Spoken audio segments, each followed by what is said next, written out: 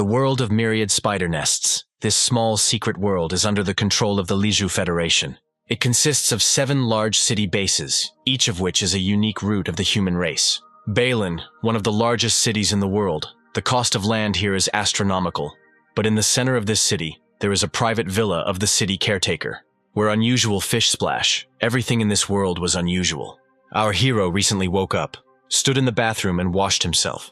More than 10 years have passed for him, but he still can't get enough of himself. His name is Ba Xan. He is the grandson of the caretaker of Ba Xan City. The guy was something of a time traveler. In his past life, he was a soldier who died on a mission.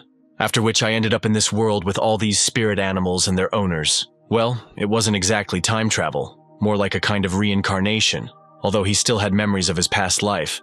But otherwise, he was no different from the locals. A red-eyed, gold-level silver fish appeared from the wall. She told the hero that it was time for breakfast, and the guy answered her satisfactorily. Before her interesting departure back into the wall, she asked him not to be late. This fish was a gold-level pet and was the spiritual pet of his father, the strongest person in this world. The young man went downstairs. The whole family was already gathered at the table. The mother's name was Ziyu. The hero's sister was sitting next to her. The father, in military uniform, scolded the young man for taking so long to get ready. Grandfather also came to the family. His name is Bai Jingchun. He is the caretaker of Ba Xan City. And he also had to give a speech to the students at today's awakening ritual, and is taking the exam this year, so she will take part in the ceremony. The father and grandson will go to the awakening hall together. The grandfather was happy about this event. The guy was also happy. He had been waiting for this awakening ceremony for a long time.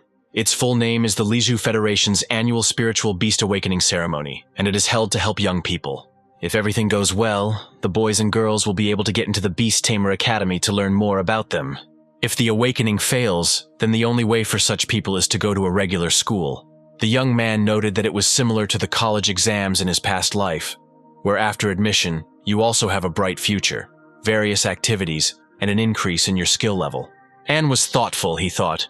It's okay if he fails the exam, he'll just live the life of an ordinary person. However, this was just a lie to console himself. This world was a Beastmaster world. Without this talent, everyone would look down on you, as this skill determined your status in this world. Previously, Anne was only worried that the god of time travel was too generous to him, since he gave him strength, money, and good looks. And fortunately, a month ago, he awakened his talent as an A-rank beast subjugator. It was intuition, thanks to which he would be able to receive special premonitions, as well as better understand the train of thought of spiritual beasts. This was a great talent for a beast tamer. Its range of use was quite wide. Thanks to it, you can control the outcome of the battle. But of course, it is easier to handle animals with it, which helps in taming them. The hero thought that the ceremony would not affect him in any way thanks to his talent. He was out of the risk zone. The grandfather looked at his grandson and thought that the young man's talent was really good. But it did not guarantee that the awakening would go smoothly. His grandson was someone whose development was being watched by influential people, and in the future he will be able to do what he cannot do. But the young mind lacks stability. If he gets to that very place, the monsters will simply bite him. The old man decided to first temper his grandson before his abilities became stable. The man called his grandson sternly. He told him that he shouldn't underestimate the ceremony. The Awakening Godstone was a top-level treasure, and in the entire Federation, it was the only one like it. This stone had a special, ancient and dark origin. At the beginning of a new era, ferocious monsters came to them, which practically wiped the human race off the face of the earth. It was then that their ancestors discovered the Stone of Awakening, where the first generation of Beastmasters awakened their talents. Humans survived only because they discovered the era of spirit beasts. This stone is the cornerstone of civilization that looks after animals and people. To become a Beastmaster, my grandfather explained that one must go through 3 stages: awaken talent, build space, and tame the first beast. In addition, there are young talents who come from aristocratic families or special clans, but even they are required to take part in the annual ritual, the purpose of which is to use the power of the stone to build a space for the beast, and asked his grandfather if the Federation should not be against such a thing. The father and grandfather were speechless from the sudden question. However, the old man only laughed loudly, saying that the Federation knew everything and simply turned a blind eye to it. However, newcomers who have participated in the ceremony and awakened their talent are required to register at the Awakening Hall. And after registration, they are entered into a single register of masters, thanks to which much less energy will be spent on awakening. Jingzhong put his hand on his grandson's shoulder. telling him that the power of the stone was very great and it would help him a lot. An replied that he understood this perfectly well, and therefore he should take the ceremony very seriously. He had been studying beast control and talent awakening for quite a long time, but he didn't know much about the stone. Just one stone could support the wealth of millions of members of the Federation. It was amazing. The father got tired of these conversations. He told the boy that real men do not waste time on empty talk, and his primary task is to build space for the beast. An was taken aback by the man's sudden cry, but promised that he would do what was required of him. The mother got angry at her husband for scaring her son. The man was embarrassed, justifying himself by saying that he simply wanted to help him set his priorities correctly. The family burst into laughter at this situation. After finishing breakfast, the grandfather and grandson went to the ceremony. The driver stopped at the gate, announcing that they had arrived at the square. The old man ordered Anya to go to the awakening hall while he prepared a speech. The guy got out of the car, looking at the place where the ceremony was taking place. There was a lot of excitement. Many people lined up.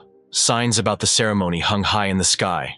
The girl waved the flag vigorously and called the Ba Xan Academy applicants to her place with a megaphone. When Anya approached, she suddenly fell silent, and those present also turned towards him. The girls recognized the guy as Master Bai. Inspired, they flew up to him, greeting him. Fans swarmed around the young man, asking where he had disappeared to for a month. The guy thought, the affiliated college of Ba Xan City was the most advanced in the city. Most of the students in it were descendants of high-ranking officials of the city. And of course, being the grandson of the city's lord, he was at the top of this chain. Suddenly, in the crowd of girls, some guy was pushing everyone aside, clearing a path for himself. The young man in wait, Anya greeted joyfully. The guy wanted to hug the highly respected bigwig, but he dodged it in time. Pukliash plaintively told the guy that he missed him, since he hadn't shown up for a whole month. Anya asked her friend not to talk to him in that tone. Otherwise, people would think that they were having an affair. The hero's statement touched Pukliash. His name was Puffy Yuan, or more precisely, Yuan Potian. And he made a scene in front of all the people about how Ba Xan had injured him. The hero remembered that because of his nickname, he thought that Yuan Potian was destined to become a hero. But as time went on and he became more rounded, everyone gave up on it. The girl suddenly called out to Ba Xan. She thought that the hero was scared since he hadn't come to school for a whole month. Those present turned around at the mysterious girl's voice. It was Feng Qianyu. She is the daughter of Feng Yanyan, the vice principal of Ba Xan Castle. She told the young man that she would let him go if he meekly admitted his defeat. The hero remembered how a month ago, the girl suggested making a bet in which the one who gets the best talent upon awakening would win, and the loser would fulfill the winner's wish. Even though the girl herself suggested it, Anne agreed to the bet to see how the little phoenix would fulfill his wish. He has a good chance of winning, as in the entire Kyushu Federation, talents above A level are rare. The girl shouted after the guy that he would be the one fulfilling her wishes, and that he should finally stop calling her that. Feng loudly declared that sooner or later he would bow before her. Pukliash shared with the hero that he should be careful with this lady. Their family has a special treasure that helps them awaken their talents. Anya now understood why she was so confident in herself, and it was not surprising, because her family had a special background, and it was only natural that they had their own unique methods. The ceremony began. Lord Bai began his speech by greeting the students of the different schools. The old man was happy to welcome the young talents. He told them that, despite the outcome of the awakening, they should continue to live normal lives and work for the common good. He wished everyone luck in waking up, and the crowd responded with enthusiastic shouts and applause. The staff coordinated the students to enter the awakening hall in groups and in order. In the hall, you had to find a place for yourself, cross your legs, and you could begin to awaken your talent. Ba Xan thought after the Kyushu Federation activated the Divine Awakening Stone using the spatial projection method. They project the power of the stone into the awakening halls of various regions, and this is a real miracle. Having finished his reasoning, the guy began to concentrate on the energy of awakening. He felt the energy going through his entire body. A stream of powerful energy flowed into the young man. The awakening energy is out of control. Anya realized that this was fraught with bad consequences. From such a strong flow, the young man experienced severe pain. Energy literally poured into his head. He urgently needed to concentrate and take control of her, since the brain is the most important organ. If the energy damages it, then he can become a fool. Suddenly, a stream of energy spoke to him. Something that was happening to him was not as bad as he thought. The guy was taken aback, but decided to trust the flow of energy to flow itself. The pain was unbearable, but he held on steadfastly. The staff noticed a flow of energy. They did not understand what was happening. Thanks to the guy's magic, a huge eye appeared under the ceiling. The staff recognized the examinee as the Lord's grandson, Ba Xan, which surprised the senior in rank. The man ordered his subordinate to immediately report everything to Lord and Master Wu. They could not allow anything to happen to the young man. The grandfather hurried to the examiners. Indignant at his arrival, they explained to him that an image had appeared over the boy's head during awakening, and none of the employees understood what was going on, so they called the men. Grandfather used his skill, his vision of talent. The old man knew that such a phenomenon could occur when a person's talent reached level S or higher, but he couldn't understand how his grandson managed to do this. The idea occurred to him that most likely the young man's talent, intuition, had mutated and reached this level. In the world of royal beasts, beasts that can mutate sometimes appear. Humans are also living beings and are capable of mutation. Human mutation is a kind of talent of the royal beasts, and the number of beast tamers who possess the mutation could be counted on the fingers of 2 hands. Each person who possessed the mutated talent became a true celebrity and a legendary figure. He was worried about his grandson, because if his talent really mutated, then awakening it would be dangerous. He asked Mr. Wu to let him in, but the man asked him not to disgrace him. Mr. Wu said that the awakening hall was under the control of the Kyushu Federation, and the old man, as the lord of Ba Xan City, could not enter it. The gentleman reassured the grandfather that he had nothing to worry about. The Kyushu had a high-quality protective mechanism, and his grandson would be fine. The man noted that the young talents of this world were beyond compare. Lord Bai was very lucky to have his grandson. Meanwhile, the guy was focused on the flow of magic that was pouring into his head. Between heaven and earth, there are 3 things: divine knowledge, earthly knowledge, and human knowledge. Finally, the guy saw the light. He saw many events. The awakening was complete. The young man returned to his human shell. Knowledge that was incomprehensible to his head was revealed to him. For him, it was madness. His skill appeared in front of him. It was a mythical-level mystical talent, the Eye of the Apocalypse. Now, with the help of intuition and the ability to predict, he could see the heavenly signs and be the center of everything that was happening. In their world, there are 9 levels of talents from F to SSS, with the highest level talents corresponding to the Supreme Beastmaster. The boy thought that a mythical level talent was something unheard of. Perhaps it was even higher than the highest rank. He couldn't believe the talent he had been given. The hero thought it was some kind of riddle to deceive him. Talents began to appear above the heads of the examinees. Anya could see all this with his own eyes. Now he understood what the Eye of the Apocalypse effect meant. According to the description of his talent, nothing in the area can hide from his eyes. The guy began to think, before the battle he will be able to find out the enemy's management talent, his pet's abilities, strengths and weaknesses, and even spiritual power. Having analyzed all this, his chances of winning in any battle will be incredibly high. He became interested in what talents the candidates had awakened. He walked around the room and assessed each one. The hero saw an A rank. Apparently their city had its own child prodigies. I came up with the idea to test the awakening stone. What he saw shocked him. The stone had many characteristics. And in fact, the awakening stone was a spiritual beast, and was stunned in front of him was a legendary beast of the divine level. The guy couldn't get over what he saw. In fact, the Godstone was a disguised divine-level beast. This information didn't fit in his head. He was also interested in whether the Federation knew about this. If they know, then everything is fine. They know what they are doing, but if they don't know, in their world, there were several colors of skills. White is the normal skill. Green is the basic skill. Blue is the intermediate skill. Pink is the advanced skill. Orange is the ultimate skill. And gold is the divine skill. However, the stone could awaken golden talents, as well as absorb powers and resurrect. If the Federation does not know about it, it will be a shock to them. The candidates took turns registering their talents. Some were happy with their talent, while others were upset with their rank. And this world, for the hero, turned out to be not as simple as he imagined it. The employee asked the young man to place his hand on the device, and obediently put his hand down, thinking that everything he had just seen was not within his competence. Now he was focused on developing his strength to learn the secrets of this world. The man entered the student's data before testing the skill. The process was launched. The guy thought that now the path of a genius awaited him, which would shock the noble public. He was filled with motivation to tell the world that he was the most powerful mythical skill user. But the results of the strength analysis showed spiritual talent of intuition, a rank. Suddenly the computer crashed, giving an error about the impossibility of identifying the rank. The employee tried to figure out what the error was about with some clever moves, and his colleagues came to his aid. Mr. Wu Lao joined them. explaining that the error was caused by the device not being able to recognize talents above rank A. The man approached the employee, thinking that the guy most likely had a talent born in the awakening process. Related to an A-rank talent, he must have had S-rank super intuition. Before leaving, he said that talent of this level rarely awakens. The guy will clearly have a bright future. The worker repeated all the data about the student Ba Xan again, but with a modified super intuition skill. This news stunned the other candidates. They couldn't believe their ears. The young man was immediately surrounded from all sides, congratulating him on receiving a high rank. Anya didn't acknowledge his talent. In his heart, he knew that his real talent was mythical, but he told the guys that he was just lucky. The boys rejoiced at the hero, asking him not to forget about them when he becomes a successful person.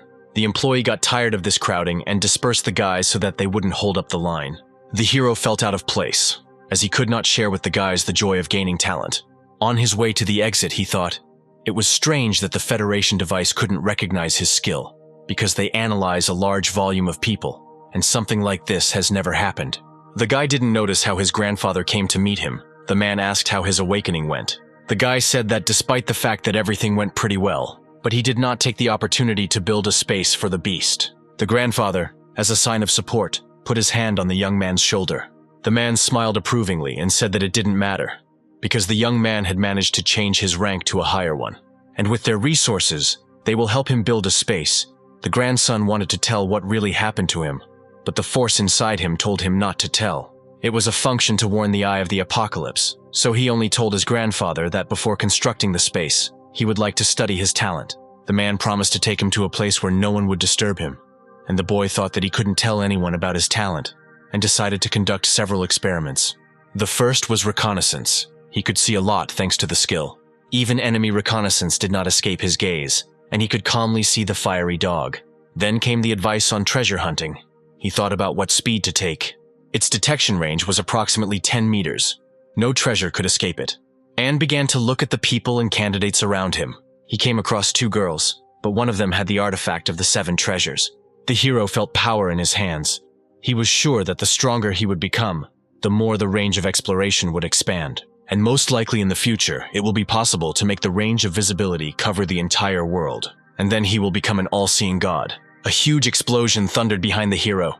A stream of energy in the form of a phoenix soared into the sky. The people around were in a panic and couldn't believe that his girlfriend had managed to awaken such a powerful talent. The grandfather confirmed the boy's guess. It was the flame of a phoenix. This talent was at least S rank. The phoenix flame belonged to the Feng family. The young man wanted to show off to the girl, but since they were both now S rank holders, their bet ended in a draw. He was upset. He failed to win the bet. He told his grandfather that he would go home. The old man called Bai Zhi and Bai Xiao. He explained that since he was now a high-ranking person, someone would definitely be jealous and could harm him. The girl with the red lock of hair was called Bai Ji.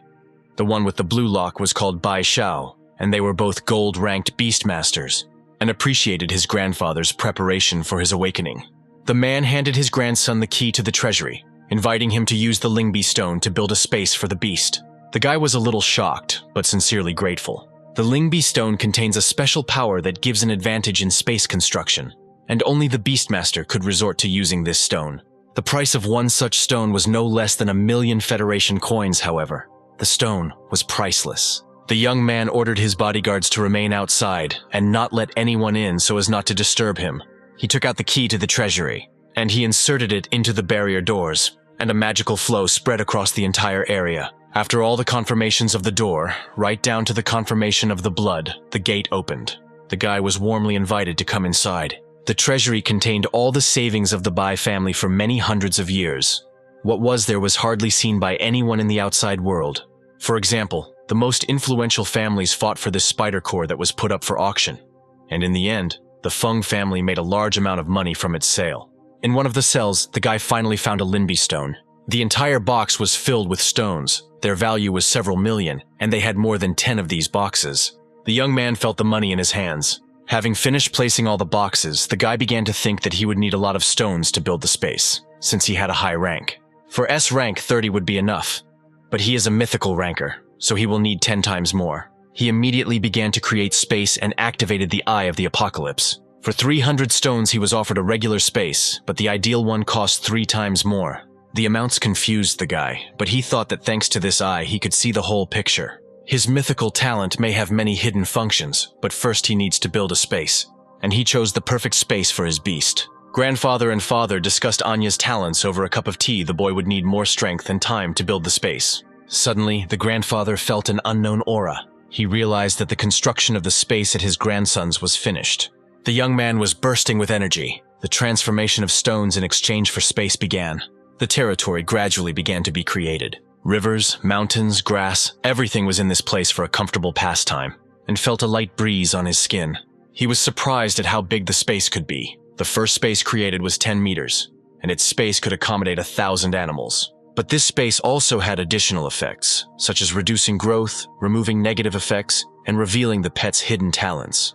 The guy absorbed all the information, because it would be very useful in battle. Usually there are no negative effects in space.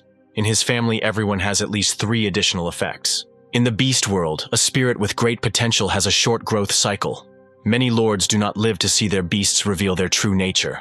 In his space, beasts with great potential will grow much faster, and thanks to this, he will be able to become the youngest and most powerful beastmaster in the world.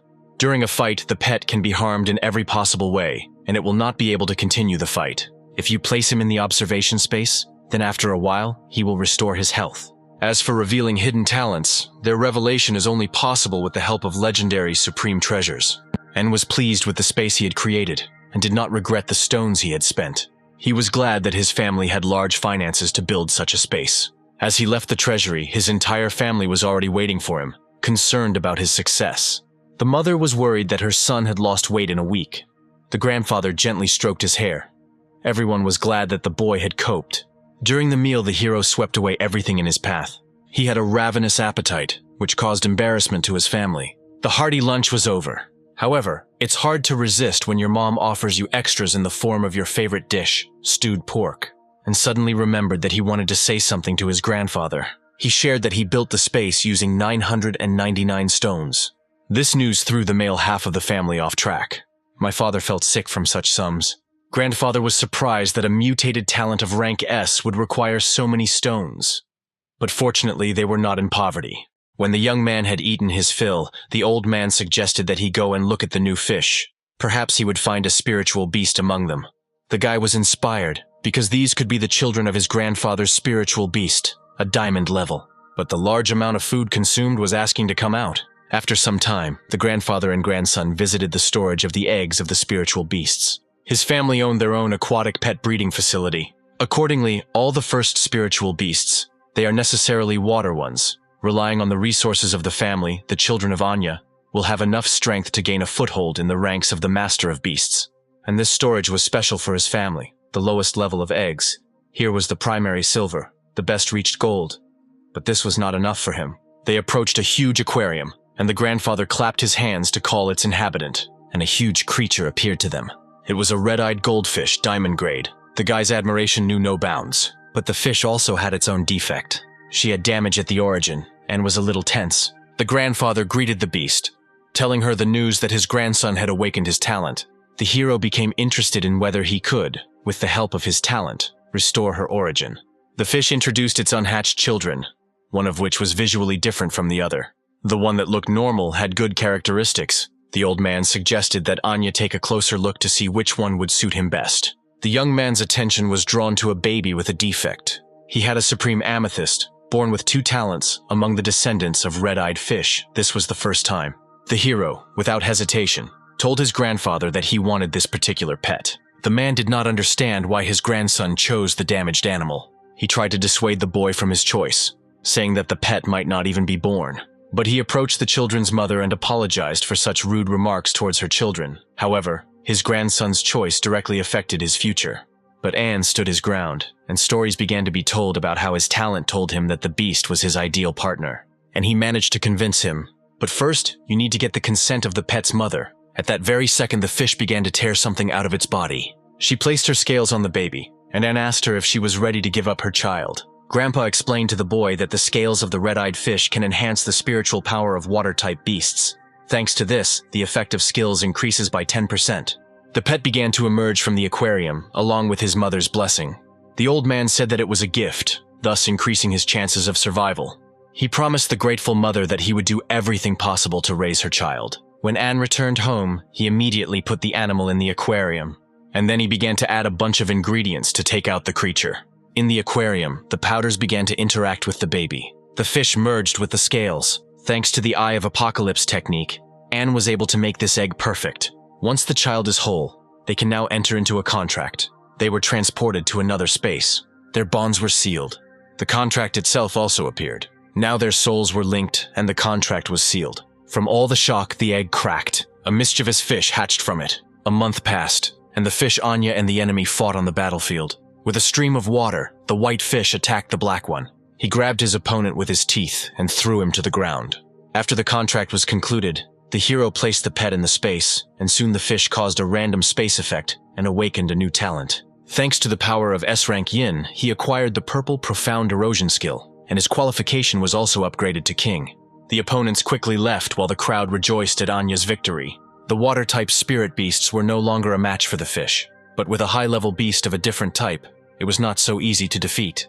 The beast kingdoms are divided into the wretched, iron, bronze, silver, gold, diamond, amethyst, royal, epic, legendary, and divine. The guy called the fish to himself. Animals are unfit before they mature. After that, pets are assigned an iron class. After a certain test, you can find out further development. The fish saw the owner, and immediately it appeared in his hands, the hero also called Ba Xan. He told the girls to get ready as they would be going into town. In this world, there were 70,000 spider nests and 7 main cities. Around them, there were smaller cities, and he was heading to the one that was a subsidiary city of Ba Xan City. It was a city of Candleflame. There is a volcano there, in which lives a spider-like spiritual beast, of the fire element, which is called the Candleflame spider. It does not belong to the higher realms, which makes it ideal for training the Anya fish. The guy and his bodyguards arrived at the station to go to another city, but someone called the young man loudly. Xiao Feng was out of breath and sweating heavily. She was indignant that the hero seemed to not notice her, and indifferently informed the girl that since they both had S-rank talent awakening, they were tied, so there was nothing to argue about. The girl agreed to a draw, but she sincerely did not understand why he did not take her seriously, since they were equals. She said that she looked for the young man after the ceremony, and even came to his home, but for some reason he avoided her. The hero moved on, ignoring her insults. Feng wanted to grab Anya to tell him something, but Ba Xan grabbed her hand first. The bodyguard asked the girl to have respect for herself. Ba Xan looked at the girl persistently. Feng sensed the aura of the golden beast master from the bodyguard. The guy told the girl that she should be happy, but she was not satisfied with the outcome of their previous dispute, and she proposed a new bet in which their animals should fight against each other. The guy agreed to the bet without enthusiasm. He was going crazy in his head. The girl was being too aggressive towards him, and if it weren't for the friendship between their families, he would have given her a good whack. The dispatcher announced that the train heading to the city of Candleflame would soon arrive at the platform.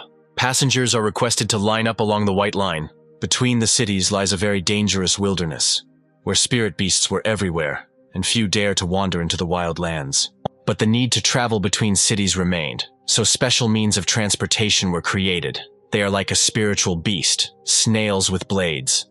The body is solid, made of steel. Each carriage, if necessary, can be transformed into a separate carriage. The higher the level of the train, the stronger and more expensive it is. Fortunately, Anya had booked the best and most perfect carriage for himself in advance, as he could afford it. So, joyfully anticipating his trip, he extended his hand to the controller. His photograph, name, and second-class ticket appeared on the screen. The woman asked him to return to the second-class carriage. The guy was puzzled. His grandfather is sure that in order to gain experience, the hero must live like an ordinary person and have more contact with the outside world. But the guy has lived more than one life. He has plenty of experience with the outside world. While the young man was angry at the circumstances, the passengers were admiring the city of Ba Xan. There was noise and hubbub in the carriage, but Anya overheard the girls discussing their classmate for her hot temper, and also noticed that he was traveling with the students of the Beastmaster Academy. Their pets, after 1 year, did not show much of an increase in level. These were ordinary animals with ordinary talents. They were far from the hero, with his golden hands of an animal trainer. Looking at the other passengers, he noticed a distant girl. She had an S-rank talent that could hold on to other people's luck and use it. A passing passenger suddenly slipped and almost fell on the girl. FIFA was outraged that the girl dared to touch her. The shy girl quietly asked for forgiveness. But the passenger was not satisfied with this either, and she yelled at her classmate not to talk to her, observing the entire situation, and thought that her talent was mythical just like his. It was surprising that it had not been reported in Ba Xan City. As the train moved away from the city into the wasteland, the guy decided to figure everything out. The city of Candleflame was right ahead. The local fauna had already noticed a new portion of food. The huge spider-like beast watched the passing vehicles closely. The train arrived in the city. On the way out, and called out to Ba Xan, the girl suddenly appeared behind him. The mysterious girl did not let go of his attention. He asked the bodyguard to find out more about her.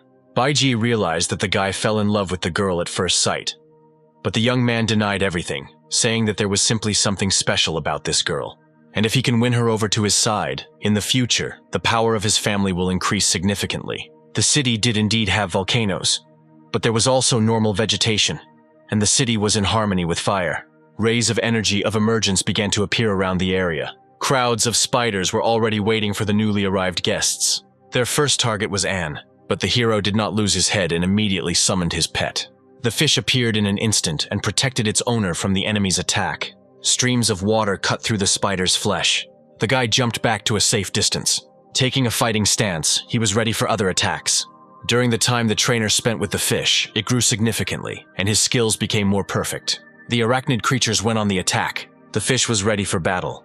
One by one, he destroyed his opponents. The whole area was covered with splashes of water and spider limbs. In just a few seconds, they managed to deal with 5 level 5 spiders. They were significantly stronger than those in the training ground. The guy thought, under normal circumstances, the water pistol would have simply left a hole in the creatures' heads, but the fish completely blew them up.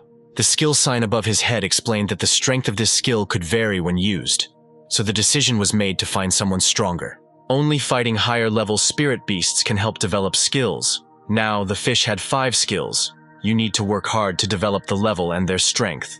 To understand what the hero is talking about, let's take the sword master as an example. The master is a novice. He can cut one bamboo stalk, and after many years of training, the master achieves perfection.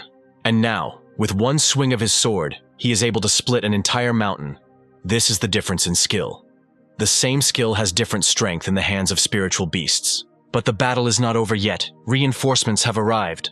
And so a week of grueling training in the city of Candleflame has passed. The fish spewed a stream of water, and the spider deftly dodged it. The enemies also got stronger during this time.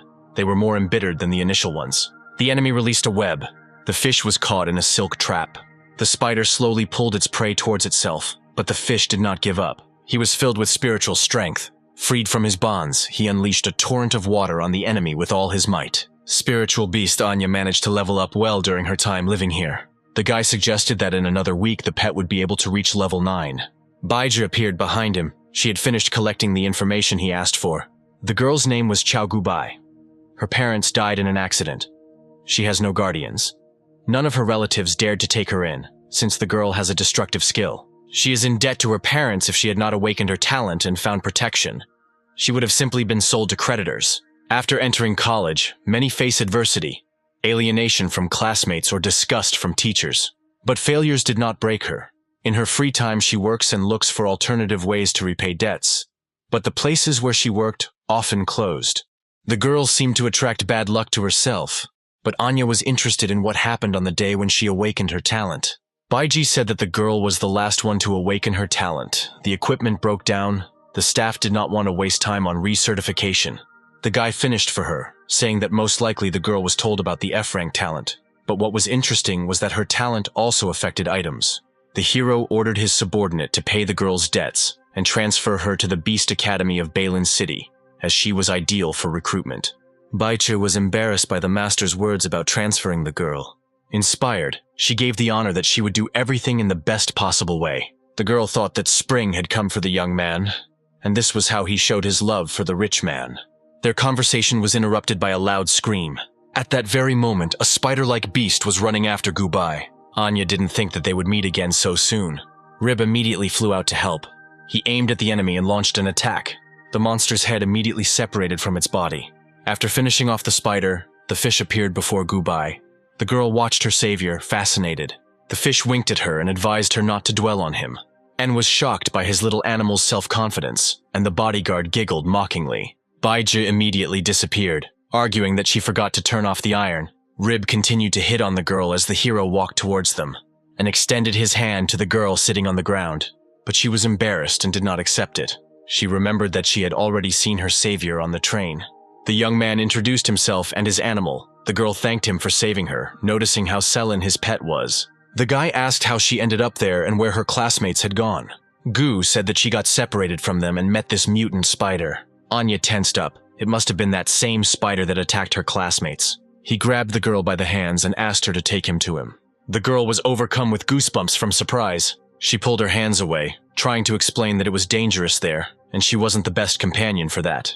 But the guy was assertive. He took her hand again, and he began to convince her that his beast was strong and he would prove it to her. He planned not only to practice on the spider, but also to demonstrate his strength to the girl. He imagined how he would defeat the mutant. The girl was very impressed by his actions, and subsequently will offer him her loyalty. Baija watched the boys on a high branch.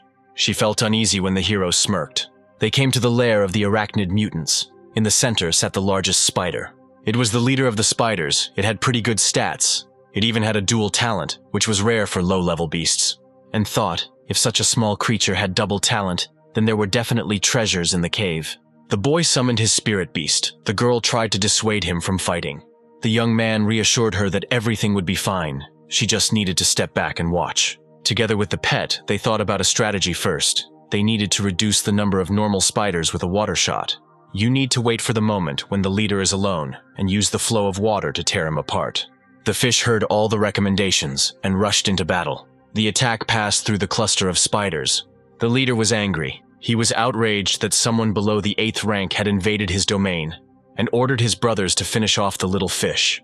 The horde immediately set its sights on the pet and commanded to direct the flow to where there were most enemies. The fish obediently agreed with the boss's orders.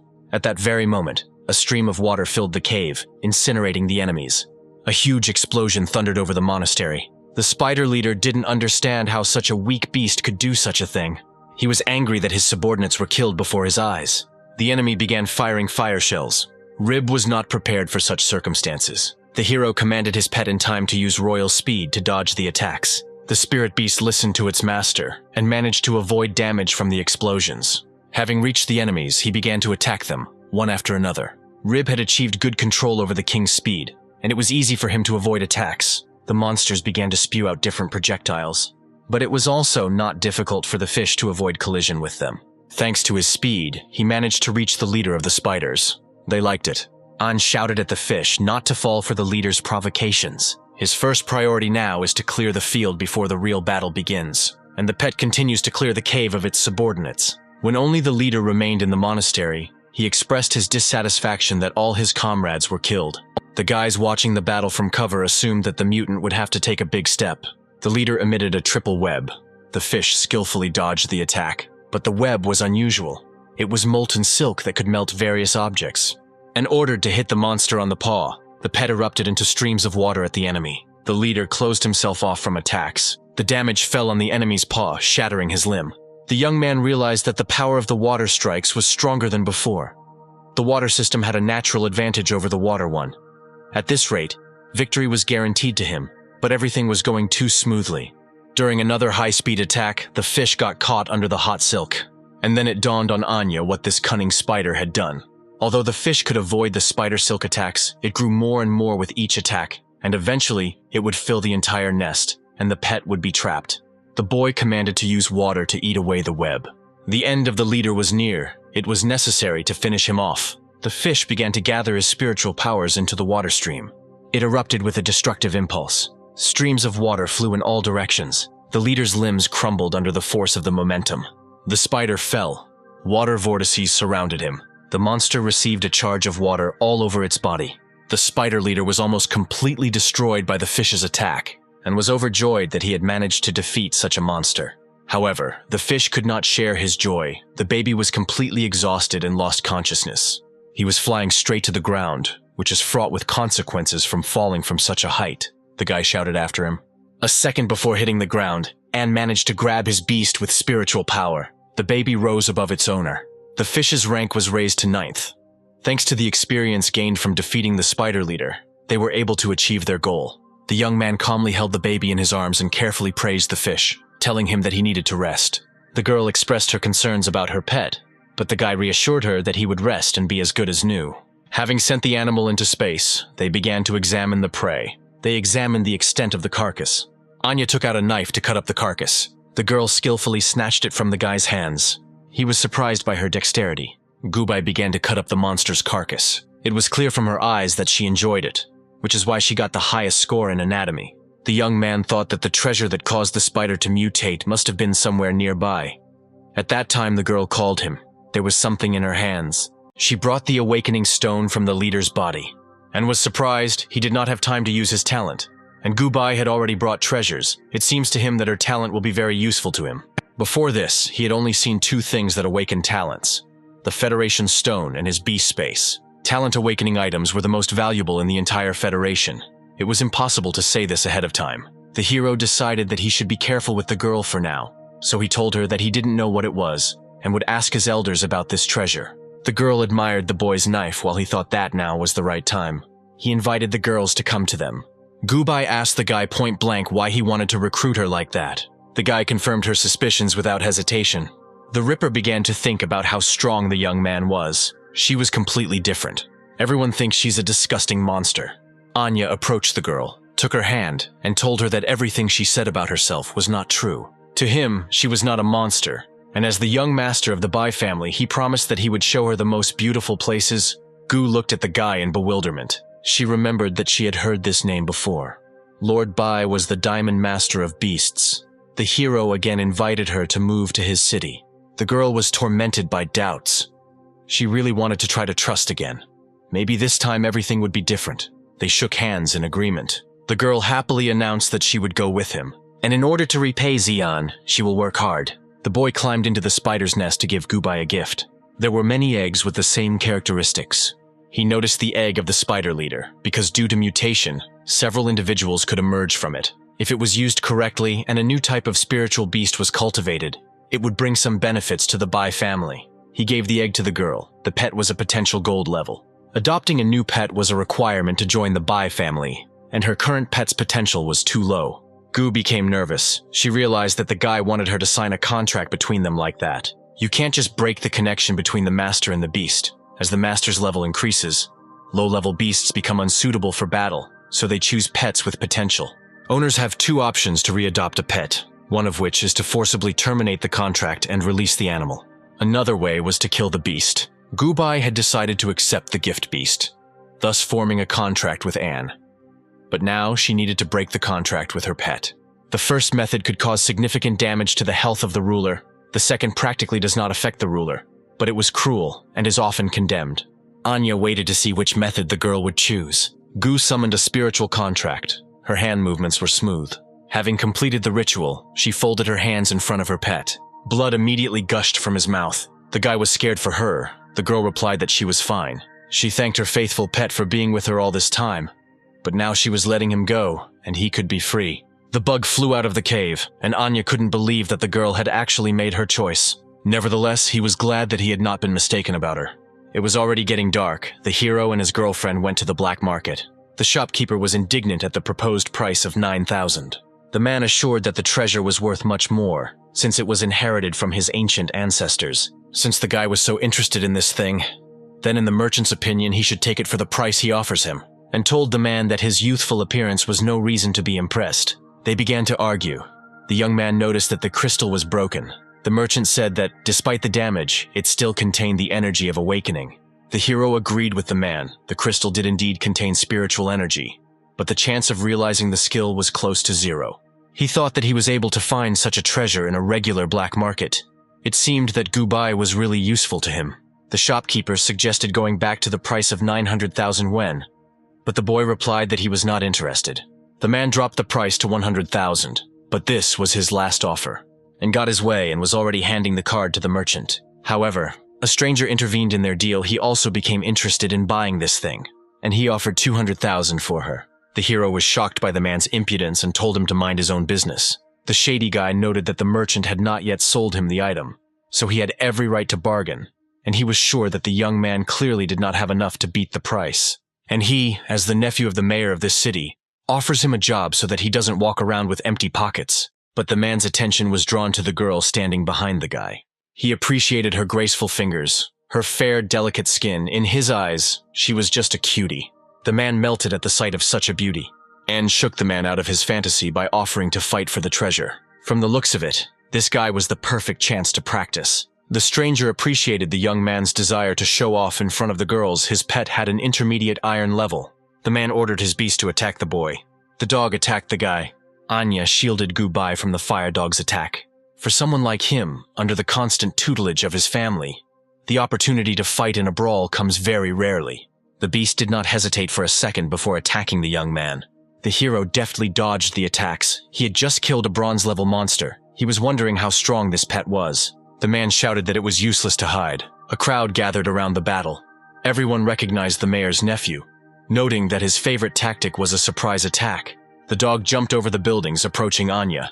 Gubai warned the hero about the attack. The merchant concluded that the boy was a corpse. The guy got into a fighting stance, preparing to defend himself. With deft movements, he grabbed the dog by the muzzle and turned him over. Thus, he spun the beast in front of him, until I decided to attack the neutralized target. The pet flew back to its owner like a bullet, flying around the entire alley. The frightened animal tucked its paws in. The shady guy was beside himself with anger that he dared to offend his pet. He ordered the dog to use flames to incinerate the bastard. A stream of fire flew straight at Anya. The young man managed to jump away from the epicenter of the explosion.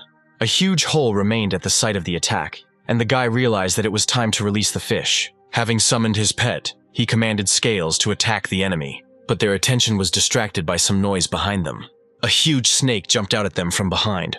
It was as if she came out of Anya's space. It turns out that the man took advantage of the hero's pet summoning moment and summoned his beast behind them. The master and his faithful servant noted that the fight would not be easy. There was no time to waste and commanded the attack. The shady guy was confident in his abilities and ordered the dog to return fire. The dog obediently called down fiery projectiles from the sky. Scales was surrounded by them. Suddenly, like a chain reaction, they began to explode. Rib found himself at the very epicenter of the explosions. The man rejoiced that such a low-level beastmaster with only one pet dared to challenge him. He felt sorry for his pet. According to the mayor's nephew, the fish clearly followed the wrong owner. Anya noted that it was too early for the enemy to draw conclusions about him. Scale avoided damage from explosions with royal speed. He gave the dog a bream, from which he flew into the wall at full speed, crashing into it with a roar. The building was destroyed, and the man's pet was visible under the rubble, clearly unable to continue the fight. Now the fish just has to deal with the huge snake. Scales gracefully avoided her attacks. The power of this spiritual beast was unshakable. He gathered it into himself, and he fired a powerful water volley right at the enemy's head. The spiritual enemies were finished. The man stood trembling with fear. He didn't understand how a small, low-level fish managed to defeat his strong beasts. Rib went back into space. Anya approached her nephew, praising the talents of his pets. However, he felt sorry that they had followed the wrong master. The man was beside himself with rage. He suddenly pulled out a cold weapon from behind his back. The enemy flew at the young man, shouting that he was only a low-level lord, and that he had so much pride. Ba Xan appeared in time and neutralized the attacker. She said that she had a letter from Master Anya. While the enemy was recovering from the blow, the guys successfully bought the crystal for 100,000. Anya received the parcel and brought it to the hotel. The parcel contained a variety of herbs and flowers. There was also a letter from the grandfather, in which he wrote that he had collected all the ingredients that his grandson had asked him for, but was surprised that he had decided to evolve the beast in his own way. According to their family recipe, the fish was supposed to be red-eyed, but his eye of the apocalypse gave him an evolutionary choice called Kunpen, according to which, in the water, the pet was a huge whale, like Kun, and in the sky he was a bird like Pen, transforming into a huge, powerful fish, 3 forms and 9 evolutions. It will be a legendary beast that rules the sky and the sea. The scale appeared out of nowhere and flew rapidly towards its owner. The pet dealt him several blows to the body. He was clearly not happy about the upcoming evolution. Gubai came running at the noise and knocked on the door to make sure Anne was okay. The hero boldly grabbed the pet. He tried to free himself from his hands, but the young man was stronger. Enraged, he said that they would begin the transformation immediately. A seal appeared underneath them. The hero combined all the ingredients for the heart. They merged with the spiritual beast, and the process of transformation began. The scale has evolved. There was an explosion in the room. The fish now barely fit into the room, filling all the space, and sent his comrade home into space. Exhaling that he could breathe again. There was a knock at the door. It was Ba Xan. She asked what was going on with the master there. The young man assured her that everything was fine, and that he was simply working on his pet's skills and decided to make another rearrangement. He decided that he urgently needed to find a way to change the size of his pet. Otherwise, there might be inconveniences. There was another letter sticking out of the parcel. What was written in it satisfied the guy, but he decided to add something to it before sending it to his grandfather. He will write that he simply went to the market in another city. The next day, Master and Gu Bai went to Chi City. Everywhere there were traders of various treasures. Somewhere they were recruiting employees. A crowd of people was present at the fair. They walked around the whole city, but they still couldn't find anything worthwhile. Walking down the alley, the guy heard a conversation about an auction. The men discussed that the lots would contain diamond-level artifacts, and that a certain old woman from Lanlin was hunting for just such artifacts. And was not happy with this news. He really needed the artifact. Distracted for a second, his companion was already examining the crystals. She asked the merchant how much the crystal she had chosen would cost her. The man was irritated and asked the girl not to distract him, because this treasure was clearly beyond her means. Anne, thanks to his skill, saw that the crystal was capable of opening diamond artifacts, which surprised him, because Gu had clearly just picked it up at random. He touched the girl's shoulder. He hugged her and asked the merchant to name the price, since he was buying it. The man calmly said the amount of 30 million Federation coins, thinking to himself that the buyer was an ordinary stupid son of rich parents. The young man was furious at the price. His companion said that it was too expensive. They should go further. The merchant, grinning, thought to himself that the boy could not afford such a price. Anya handed the card to the man through clenched teeth. He was overjoyed. Now he was rich. Suddenly, an unusual beast appeared in the sky. It was a powerful crane. This pet was an intermediate diamond level, and Lord Bai was standing on it. He asked to convey that they had arrived. The birds screamed loudly throughout the city. Another figure appeared in the sky and greeted the guest in a friendly manner. It was the mayor of this city, riding on a phoenix. The old man appreciated the mayor's hospitality, and he asked him to feel at home in the city. Anya realized that it was his grandfather apparently, to make sure everything went smoothly. He came in person. The crane and the phoenix rushed towards the skyscraper, the mayor's headquarters. On the second day of arrival in the city of Chi, the grandfather and grandson went to the palace. They came to the auction. The grandfather asked his grandson if he really wanted to participate in it, but the guy was confident in his abilities. They were called out to. The old man called someone to them. It was Landong Li, the ruler of Lanlin City, along with her granddaughter Zhao Zhiqi. The woman was serious and immediately said that the artifact would go to the highest bidder. Meanwhile, her granddaughter was carefully examining Anya. The young man was surprised by her. The old man greeted his interlocutor's granddaughter. He had heard that the woman had been collecting diamond artifacts for her treatment. The woman tensed up. She felt some kind of aura from the old man, assuming that he was covertly threatening her. She was angry. They were both diamond-level masters, she said. The old man would not emerge victorious from this fight. The guy felt the woman's aura, but this was the first time he had encountered a master of such a high level. The man steadfastly answered her that if they clashed in a battle for the artifact, the decision would be up to the auction house. Grandfather created a shield that only the best craftsmen could use, and he offered Landong a deal so that everyone would benefit. The woman slowed down, becoming interested in the proposal. The grandfather provided a box, in which there was another diamond artifact. He put forward the condition that he would give it to him if he received the artifact he needed at the auction. Anya stopped him. He felt sorry that Lan's granddaughter was sick, and he suggested that his grandfather give in to them and simply give him to her. The grandfather was shocked that his grandson arranged a free giveaway instead of a sale. This is not at all what they agreed on. The woman was surprised that the guy decided to simply give away such a valuable artifact. Anne smiled sincerely at his interlocutors, remembering that the woman needed these artifacts to heal her granddaughter. He explained that he liked her, so he decided to give it to them. The guy's fame embarrassed the girl. The grandfather realized that his grandson would not simply give away a valuable artifact out of simple sympathy. He assumed that his grandson's super intuition had discovered something. So he immediately simply gave the artifact to the woman. Landong looked at the box hopefully. She said that she accepted Lord Bei's gift and would not compete with him at the auction. The granddaughter and grandmother began to leave the palace. The girl asked the name of her savior as she said goodbye. The guy introduced himself and invited her to visit him when she got better. The girl repeated his name, hoping to remember it. The guy was thinking that they had a free diamond artifact, and it would have been a sin not to take advantage of this. Moreover, the girl had very good data, at least SS rank. If she can overcome the disease, she will become a legendary master throughout the world. 30 million invested in this artifact will pay off handsomely over time. The hall was full of excitement. Everyone was waiting for the auction to begin. The presenter greeted everyone present. She announced the start of today's auction. The first lot was a gold-level spiritual beast egg, the purple eagle. Its value was estimated at 1 million. The guests were hesitant about the purchase, as rumors say that this type of animal is difficult to raise. The grandfather and grandson sat in the VIP box watching the auction. Anya looked closely at the egg.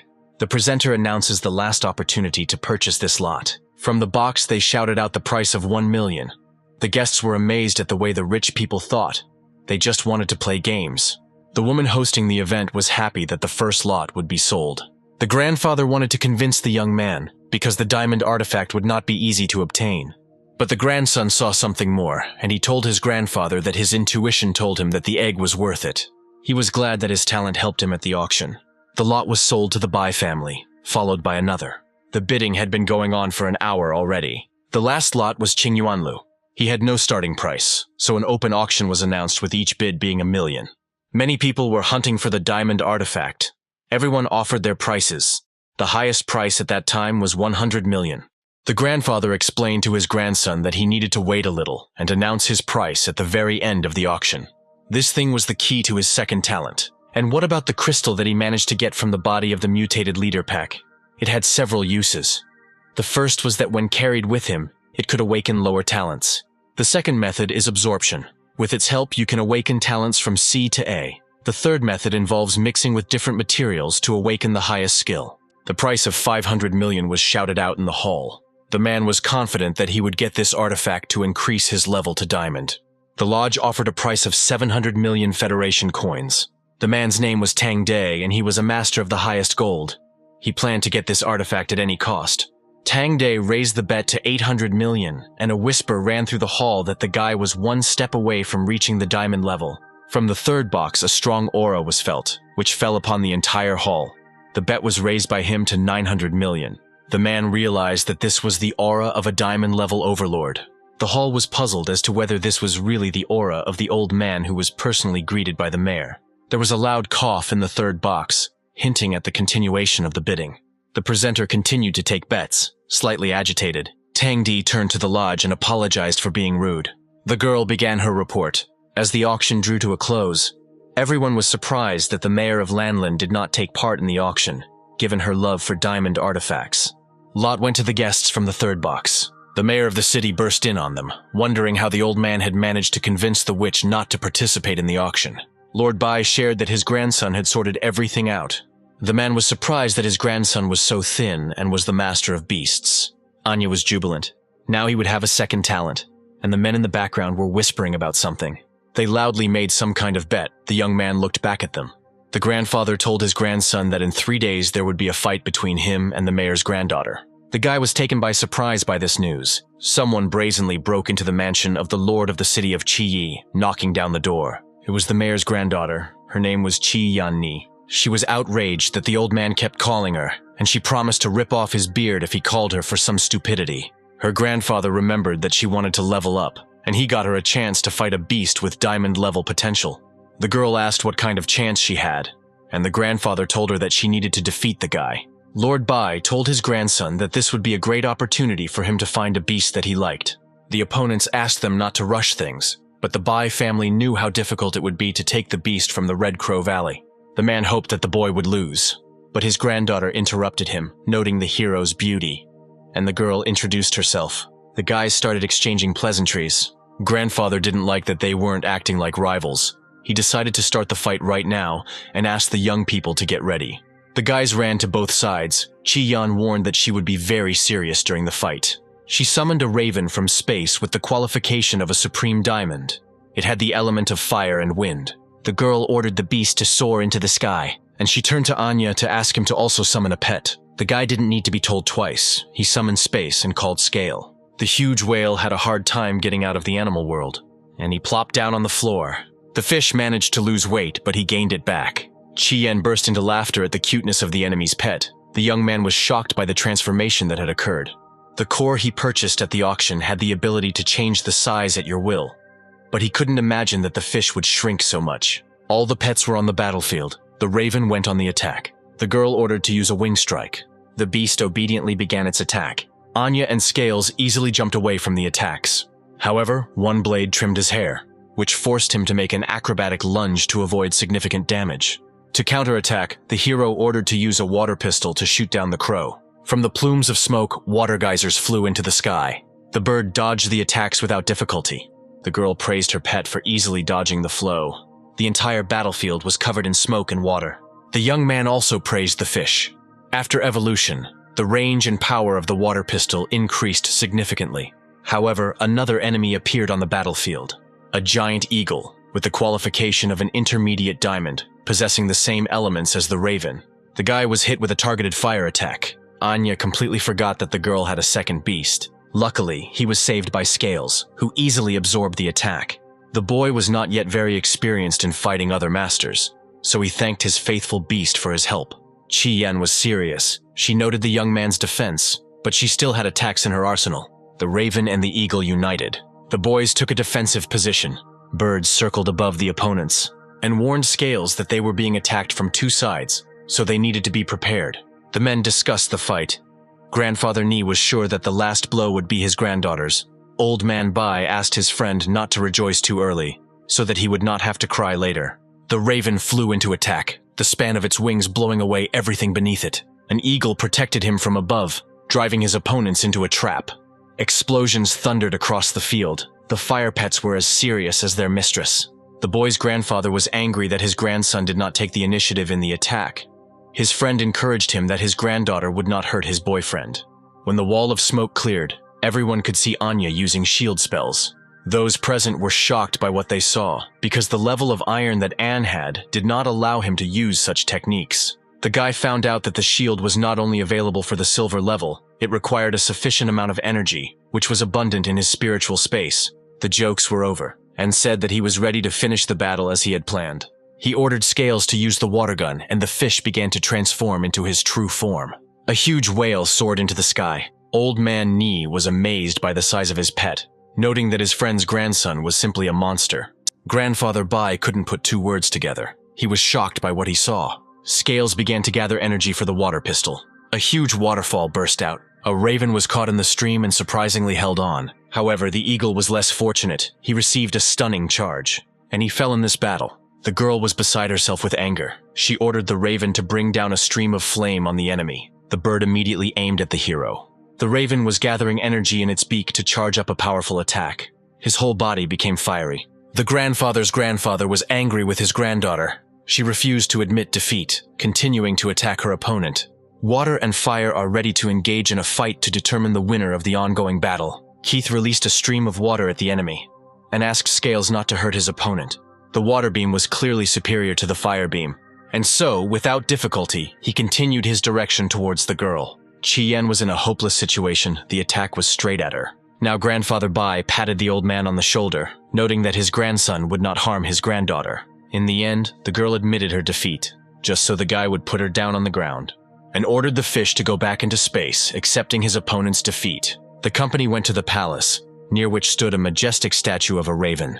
Grandfather Ni appealed to acceptance that he could be proud of his grandson, because he won. But both men understood that Xiaoan's talent was much better than theirs. The old man in red gathered his strength into a fist and swung. He hit some button.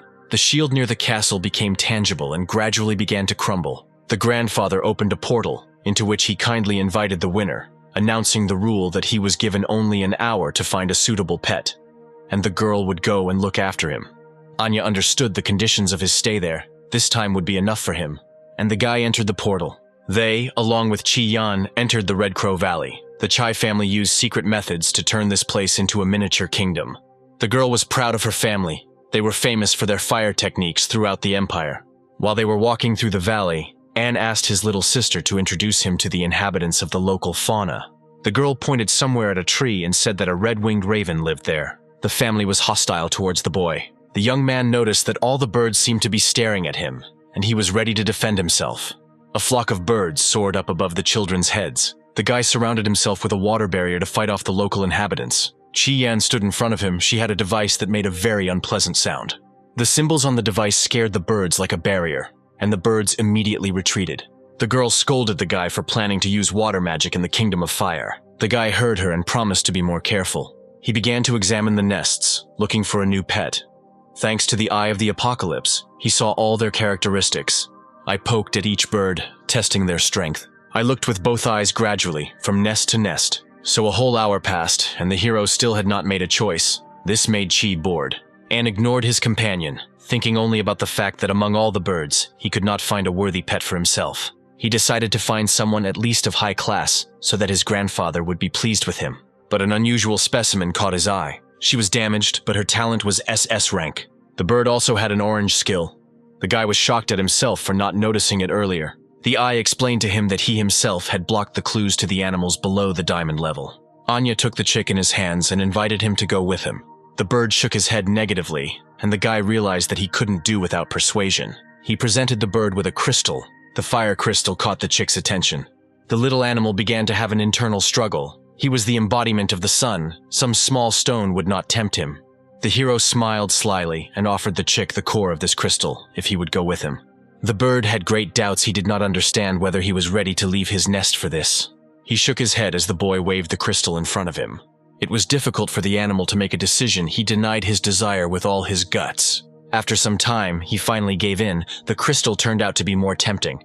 Chi was surprised that the bird gave up and didn't expect to see her behind her. The guy was very afraid that the girl, as an expert in breeding red-winged ravens, would want to interfere with his choice. He decided to make a contract with the animal right now. The girl was stunned by the hero's actions. A flurry of energy spilled out onto the guys.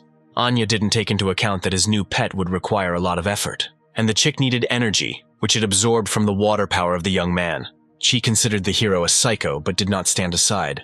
She decided to help him by using her fire power to prevent the chick from swallowing the guy. Fire was blazing everywhere. The contract was signed. The guy could barely breathe after the ritual contact with the bird really threw him off track. Filled with energy, the little animal breathed a sigh of relief. Having given the chick the well-deserved crystal, the master sent him to the pet space. Huge mountains, open field, the bird ended up in another world. The space has activated the mutation of the spirit beast.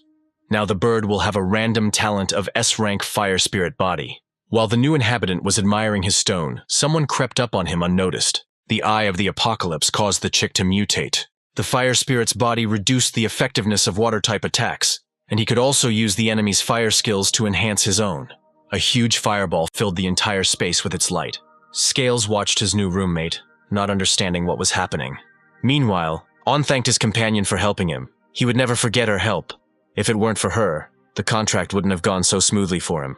Chai became embarrassed, saying that she didn't do it for him, but she just wouldn't be able to explain it to her grandfather if the guy died here. And it wasn't that they were afraid of them. They had no plans to quarrel with the Ba family. The young man thanked her once again for her concern. But his companion became even more embarrassed. She insisted that he had nothing to do with it. She was worried about her family. The boys returned to their grandfathers. Anya could barely move his legs. The old man picked him up, trying to find out what had happened to him. The grandson said that everything was fine with him. It was just that the new pet had taken too much energy. The grandfather was shocked by this news. If the guy was not prepared, the pet's life would be in danger. The hero summoned his new pet from space to show his grandfather that he was okay. He saw this unique bird in the valley and made a contract with it.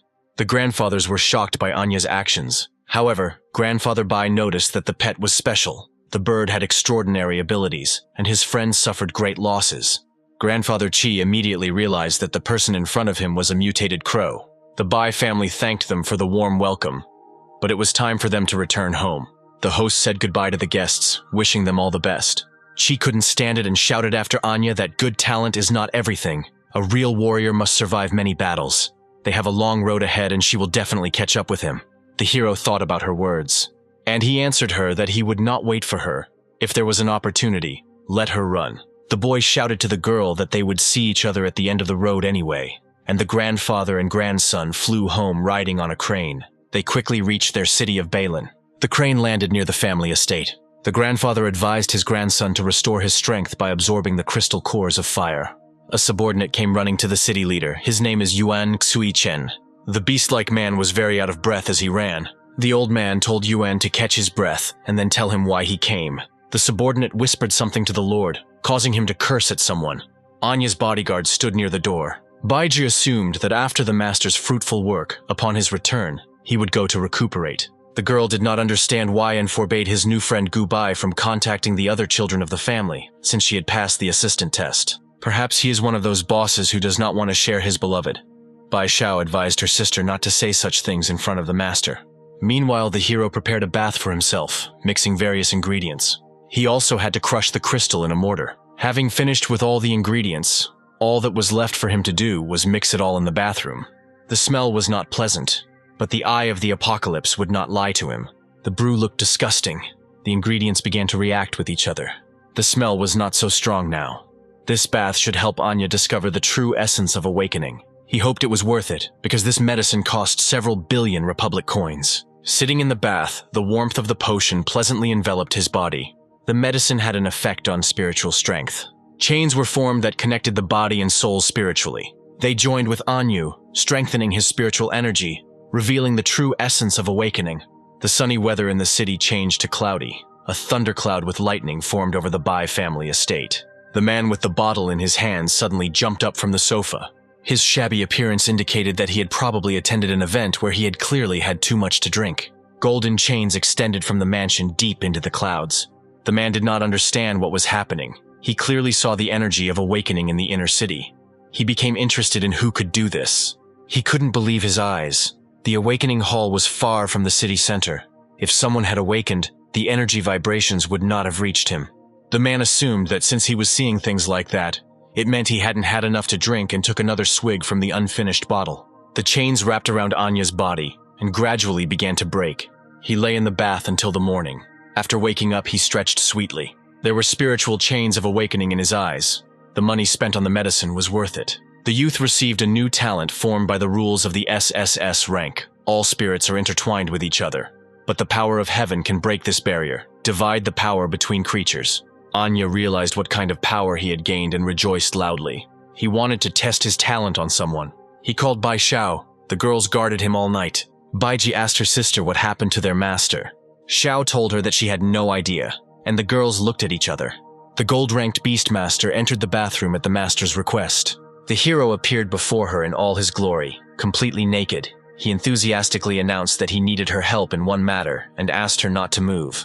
The girl did not expect to see Anya in a new role, and she blushed deeply from awkwardness.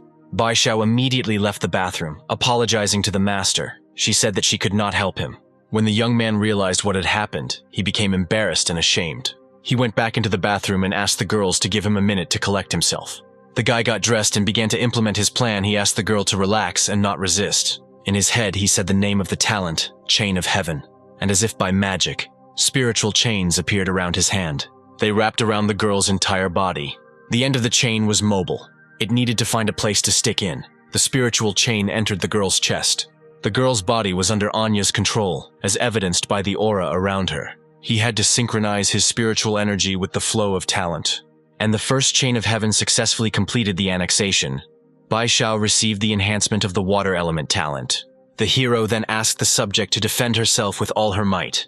The girl summoned a shield from the pet space, the chain still wrapped around her, and looked at her to analyze the changes and reactions of the talent. The chains were in place and did not disappear after the protective equipment. Xiao was embarrassed by the master's intent gaze on her body. She sincerely did not understand what he was doing. The young man said that now you can remove the shield and move on to the next step. Location: Western District of Ba Xan City. The girl was in touch with Anya and reported that she had arrived at the specified location. The young man remained at home, supervising the assistant's movements. The chain stretched out from it, through the door, towards the west. The connection with Shou not interrupted or disappeared. The girl could not stand it. Apologizing for her persistence, she demanded to clarify what was happening. She was worried that the master's behavior today was too unusual. At first, he let her see him naked. Then he made her do strange movements, examined her body. If he was tense, he could just ask her and her sister for help. The hero interrupted her and asked if she noticed anything on her body, but the girl saw nothing. He asked her to return as soon as possible. The master realized that she could not see the chain.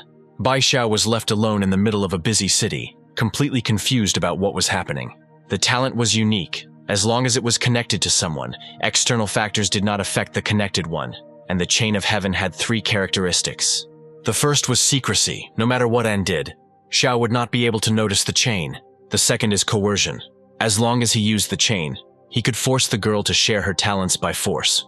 And third, initiative. Normal exchange means working both ways, but it can turn off the exchange channel, thereby turning the exchange into robbery.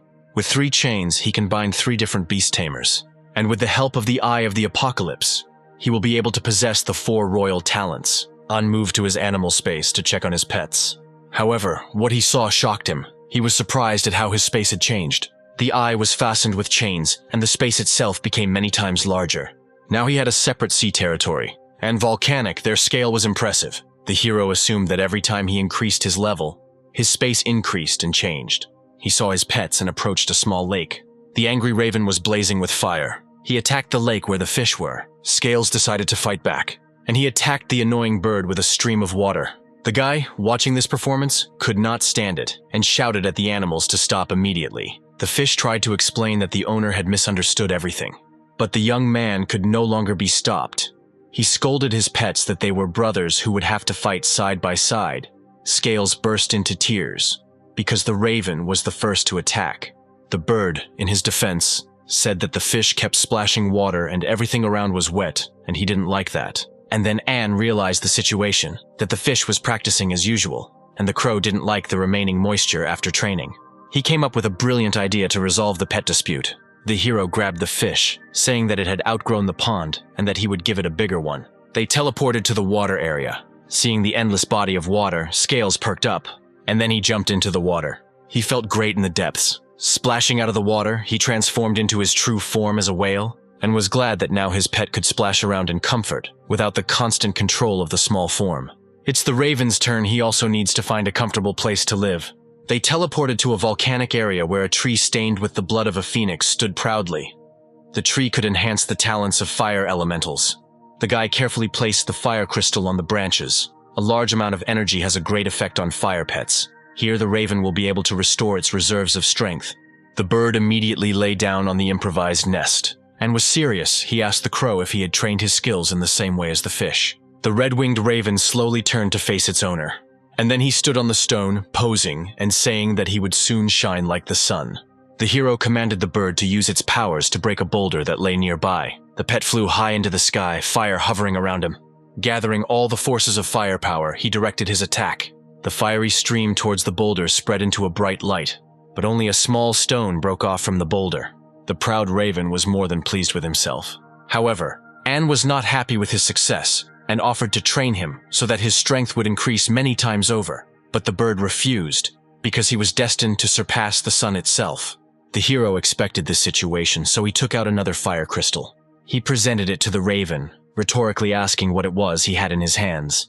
Redwing was distraught at what he saw because it was a royal-level crystal core. With love, the raven immediately rushed to hug the core. However, not so quickly. The young man picked up the crystal, not allowing the bird to get what it wanted. Anne, with a malicious smile, asked the chick if he wanted to get this crystal. The bird looked at the owner with apprehension, and he offered him a bet. The raven agreed easily. The bet was that the raven would follow the boy's instructions. If the pet felt that the master's method worked, then the boy would win. If not, then the raven would win. The proud red-winged one felt his superiority, so he agreed to the owner's conditions. They started training, and showed the crow that in order to use the skill, he first needed to concentrate his energy. By compressing this energy, they improved the quality of the skill and increased its destructive power. But the raven didn't really understand what the trainer was trying to explain to him. So the hero decided to show the destructive power of compressed energy and threw a water projectile. The water bullet pierced the boulder. Redwing couldn't believe that the little water ball was stronger than his big fireball. But the guy's trick was not so simple. It turns out that because the raven heated the boulder, the young man only exposed it to cold water, which caused the destructive reaction. Having learned his lesson, the chick soared into the sky, forming a fiery cloud. He began to compress his energy, as his coach had taught him. It produced a powerful explosion. The force of the blow was devastating. It managed to cut through an entire mountain on one side. The blow also passed through the opposite mountain, leaving a hole through it. The force of the bird was impressive. So impressive that Anne froze in genuine surprise as he watched the chick attack. He clearly didn't expect his new pet to have such destructive powers, like a nuclear explosion. The raven returned to the owner's hand as if nothing had happened. He really has an amazing talent, and with the help of the guy's training, he will be able to develop his skills well. The hero asked his student if he was satisfied with the results of today's training. All that was required of the Raven was to follow the owner's advice, and then he would certainly become even stronger. Redwing agreed with Anne, chirping happily. The guy had big plans for the new animal, but for now it was deservedly basking in the royal crystal. After all the training, the guy returned from space and went to the kitchen, where familiar faces were waiting for him. Ziyu happily greeted her little brother.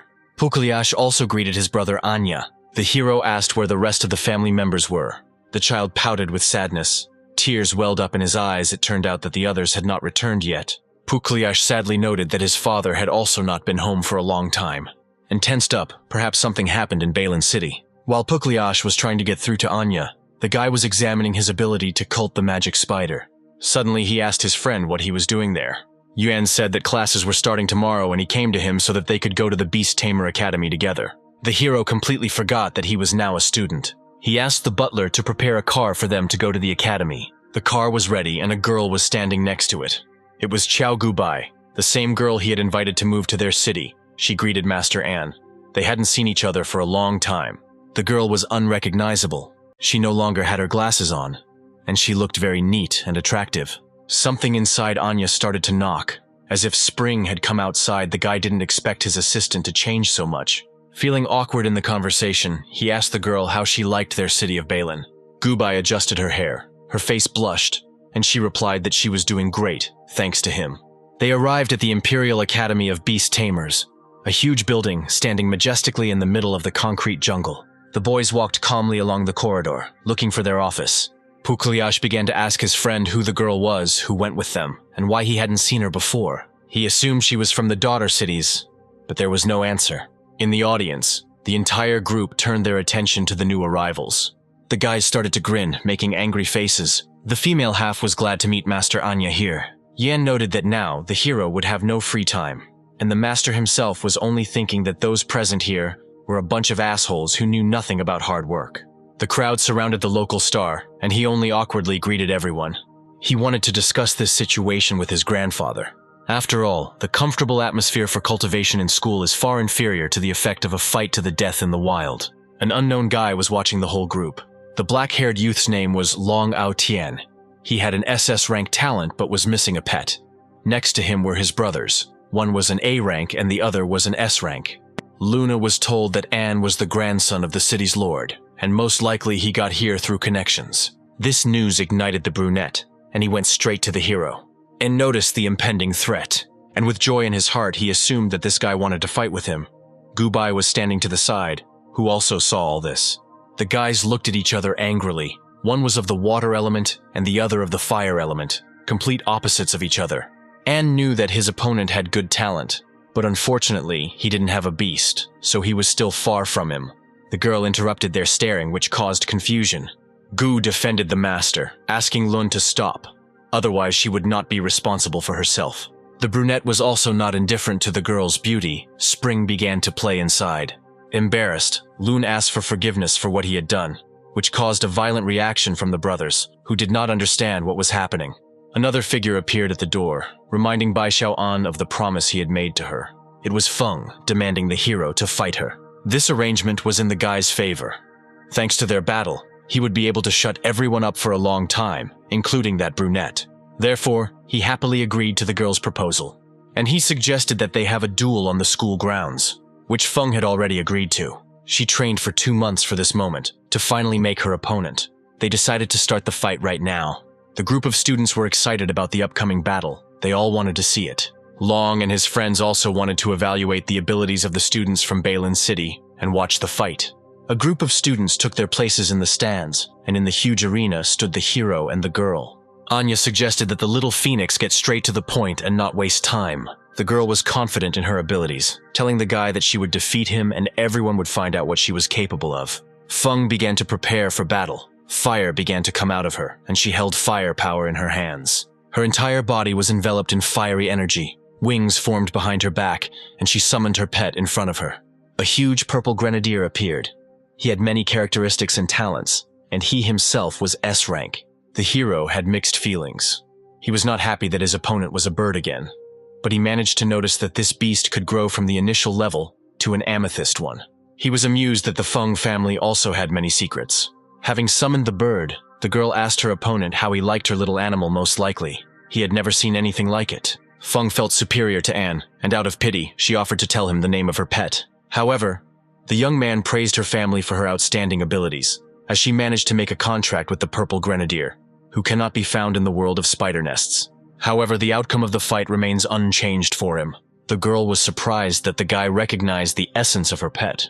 In conclusion, the hero asked the little girl to hurry, because when he summoned his spiritual beast, she would not have a chance to win. Feng was outraged by the enemy's arrogance and set her pet on him, but Anne had already seen this attack.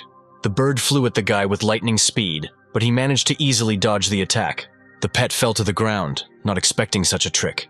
Gathering his strength, the grenadier soared into the sky, bursting into flames, and was unpleasantly surprised that his opponent decided to use the same attack, but from behind. A fireball fell on the hero, the flames completely engulfing the figure. The brunette didn't understand whether the girl had managed to overcome him so quickly. The young man's hand appeared from the fire. It was not the end yet. He was able to survive the attack without a scratch on him. The guy mockingly advised Feng to use his strongest attack. Surprise and anger froze on the little phoenix's face. In the stands, students discussed what had happened. Some admired the girl's talents, and some admired the boy's. Gubai was delighted with her master's skills. It was time for the gathering. The girl decided that it was time for her special reception. The Purple Grenadier soared high into the sky and began to scream loudly, creating a sound wave. The attack was powerful. Everyone in the arena felt the wave, and created a protective dome to protect himself from the enemy's attack. However, he held on to it with all his might, and his friends and the brunette noticed this. The sound wave ended. Feng noticed that the enemy had lost his vigilance and decided to teach him a lesson. It turns out that the girl's skill could penetrate the protective screen, which caused damage to the guy. But that was not the end of the battle. Anne gathered his strength and summoned a giant white-scaled fish to put an end to the fight. The scale immediately appeared from the space, of impressive size. The bird seemed so weak and small against the backdrop of the giant whale. The grenadier clearly did not expect an enemy of such size. With one stroke of his fin, the fish blew his opponent away. The bird flew into the ground at full speed next to its owner. Her condition was deplorable. The pet could no longer continue the fight. Anne leaned over Feng, waiting. With tears in her eyes, the fiery girl whispered in fear that she was giving up. But the young man reminded her of something they had discussed when making the bet. The little phoenix completely forgot about the condition of losing. So she began to grin angrily at the hero. Nevertheless, she pulled herself together and, without looking the guy in the eye, asked what he wanted from her. The winner snuck up behind the girl and whispered his wish in her ear. The girl panicked and blushed deeply after hearing this. The group had already gone down to congratulate the guys, but they had to return to the office. Suddenly, the whole city and the arena began to shake. Those present did not understand what was happening and what the matter was. Suddenly, the boys realized that an earthquake had started, and the crowd hurried to take shelter in the building. The cod was strong. The arena began to crumble before our eyes. One of the building's reinforcement flew straight at Anya. The guy didn't even have time to move before two figures appeared next to him. The bodyguard sisters immediately appeared next to the master. The girls used protective equipment to protect the boy's head from damage. They told the young master to return to the Lord's estate as soon as possible, as it was dangerous to be there. The hero asked Baiju to explain what was happening to the city. The bodyguard was not completely sure of what was happening, but she had a bad feeling. Meanwhile, the city was slowly crumbling under the strong amplitude of a natural phenomenon, and 3 unidentified flying objects were visible above the city. They were adorned with an unknown clan emblem. There were a few people inside and bugs on the conveyor belt. The man in red asked his subordinates why the shield of Ba Xan City had not been repaired. The woman in the yellow mask replied that the earthquake had prevented the city lords from doing so. The man was glad. This cataclysm was only to their advantage. He ordered the explosive beetles to be prepared. At the same moment, Anya went with her sisters to the estate. The earthquake was no longer so active. The guy didn't want to live in ignorance, and he turned to the Eye of the Apocalypse with an answer about what was happening. The eye gave him the insight that 2 worlds were approaching each other and were about to collide, which was expressed in underground tremors. The young man could not believe what he heard. He could not comprehend how 2 worlds could collide. He became curious about what would happen when the 2 secret worlds merged. The eye told him that for 3 months, during the merging of the 2 worlds, earthquakes and tremors of varying amplitudes would occur in the world of spider nests. After 3 months, the clashes will subside. A spatial barrier will form and the 2 worlds will merge. In a year, the process of merging the worlds will finally be completed, resulting in a new, high-level secret world. Putting aside all prejudices, this news made Anya very happy. But as their city continued to collapse, explosions began to thunder throughout the city. There was a gap in the barrier above the city. The young man noticed this, assuming that the shield generator had most likely failed. Right above the breach, there were already unidentified flying objects. The man with the red one was glad that the barrier had not been restored, and they could easily get to the city.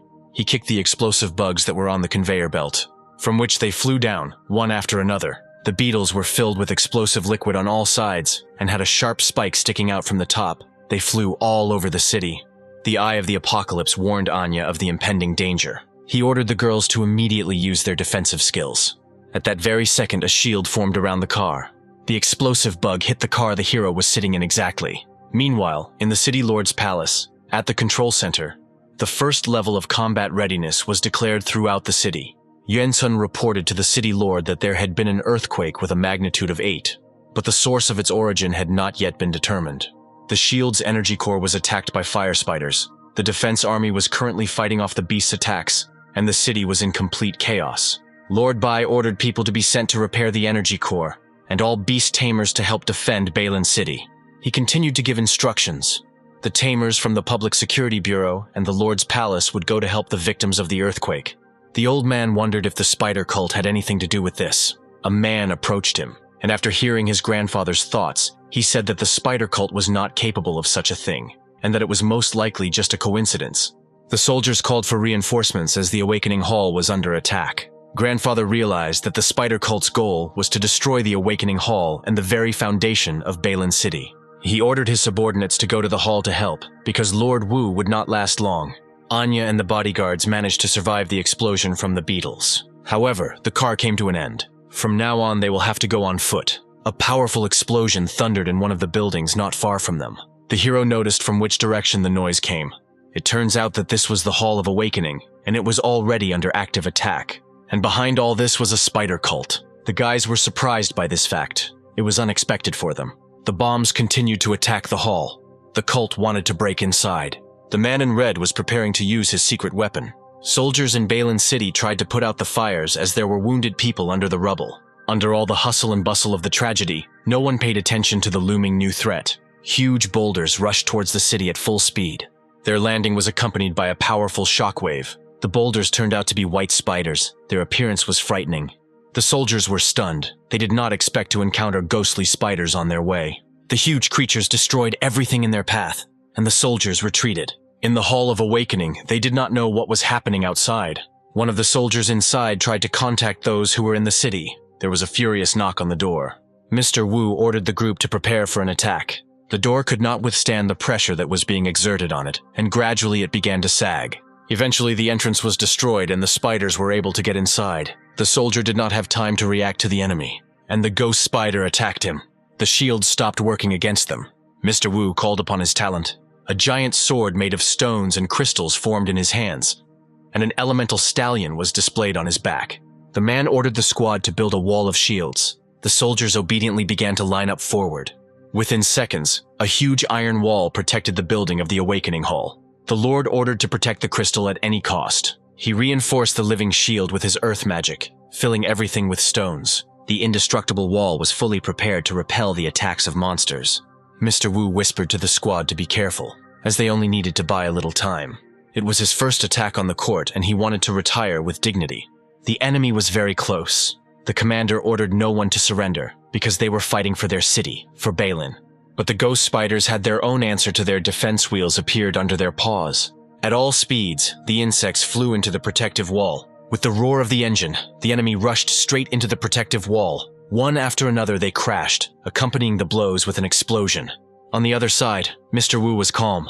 His barrier could withstand the onslaught for quite a long time. After another blow from the spider, the stone wall began to sag until it collapsed, forming a small gap. The spider immediately shot a web at her, clinging tightly to the shield of one of the soldiers. The enemy made a sharp dash to the side, and the fighter who held the shield flew out of the protective wall. The Lord didn't expect this turn of events. Now they had a hole in the wall. The opponents immediately took advantage of this and rushed inside, thus completely breaking down the defense built by the Lord. The enemies had advanced further. Something had to be done to stop them and protect the Awakening Hall. The man ordered to open fire to get rid of the attackers. The ghost spiders easily dodged the soldiers' bullets, attacking them along the way. The squad could not hit the enemy. Since the enemy was faster, something had to be done. One of the monsters approached Lord Wu. He was prepared for this, having trapped the spiders. The man struck the floor with a stone sword, forming bayonets from the stone. The enemy was immobilized thanks to the Lord's ingenuity. The man was glad that the attack had finally been stopped. He wondered where Lord Bai was. There were almost no shields left to protect him. The spiders began to smoke. Their backs split into two, and someone's figures could be seen from the steam. The entire resistance group watched this, not believing their eyes. From the spiders emerged female, human-like creatures. The Lord noted that this was not the end, and more enemies emerged from the spiders. A woman in a red mask, with a crossbow at the ready, said that a spider cult had invaded their world, and now they would have to accept their punishment. She fired an unusual projectile straight at the squad. It exploded immediately, catching up with the soldiers. Lord Wu formed a shield with his sword to protect his men from attacks. The girls rushed into battle. They had katanas in their hands, with which they began to cut down the unprotected soldiers, pouncing on them. The remaining group fired at the enemies, but even without their spider form, they were very agile, and with shouts they got rid of the soldiers one by one.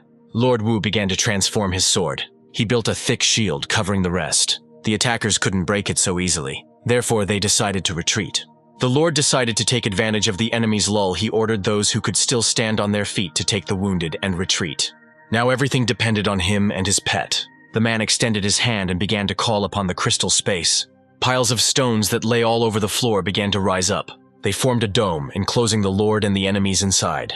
The girl did not appreciate the old man's selfless act, because he said that he wanted to retire. She sincerely didn't understand why he was fighting. Was a salary of 100 yuan really that important to him? Mr. Wu grinned and told the girl in response that she wouldn't understand him. The conversations were over, and the order came from the red mask to attack the Lord. A fierce battle began. One girl attacked the pet, and the other the master. Then the guys began to attack their opponents. Meanwhile, the leader of the spider squad was preparing to attack with a crossbow. During the battle, no one noticed her. She aimed clearly, and charged the projectile with her energy. Then she pulled the trigger. The loaded arrow flew straight towards the target. The Lord sensed an impending threat. He won't be fast enough to dodge. His stone pet used its skill. A second before the shot, the horse erected a wall behind its owner. The gentleman began to swing his sword even more furiously, while the enemy retreated and dodged the blows. A stallion immediately appeared behind her. With a powerful blow from his horn, he knocked out the attacker, and he threw her to the other end of the dome. Lord Wu infused his stone sword with fire, preparing to finish off his enemies. With one swing, like a whip, he directed his forces towards the leader. He managed to knock the woman down and destroy her crossbow. The remaining pawn of the spider clan approached the man from behind. She summoned her two-handed blades and rushed into battle. In a matter of seconds, the Lord summoned a protective dome.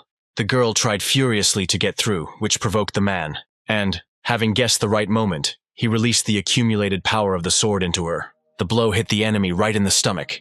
The attack was of indescribable power. She went to her comrade in the wall. Mr. Wu informed the chief that despite the large amount of time that had passed, the Spider Clan had not changed, and as long as he, Xinghan, was here, they would not touch the core of the Awakening Hall. The old man's loud words did not impress the woman with the red mask, and she immediately rushed into battle to shut him up. She had an unusual sword with green energy, which was able to cut the man's weapon in half. An instant thought process occurred in the Lord's mind. There are 5 elements in the world that hold each other back, and only a tree could hold back the earth. While the man was in a stupor from what was happening, his pet came to his aid, forcing the enemy to retreat. The boys had time to take a break. Lord thanked his pet for his help. The stallion erected protective crystals around them to stop the enemy. The leader jumped high into the air and threw her special knives into the protective walls. The gentleman did not expect such a trick. He noticed the charged energy inside the daggers. Energy was released from the knives, consuming the master and his pet. They managed to survive this powerful attack, which Lord informed the girl about, noting that as long as he was alive, the crystal space would not go anywhere. He knew that the spider cult was afraid to kill a servant of the Temple of Awakening, because after that, they would be hunted. The woman didn't appreciate his bluff. She didn't care how strong his crystal space was, because she knew perfectly well that everything had its limit. And this time they were prepared, because they have ghost spiders that are able to break through his space. And while they were chatting here, the spiders were already attacking the dome in full force. In full combat readiness, they gnawed at the walls. All 3 spiders, from equal sides, dealt damage to the reinforced wall of the protective dome. Realizing that the Lord's end was near, he gave in and the dome began to gradually disintegrate. Before his death, he asked Lord Ba for forgiveness for failing to protect the core. The walls had fallen, the defenders were finished, and now nothing stood in the way of the spider cult getting what they wanted.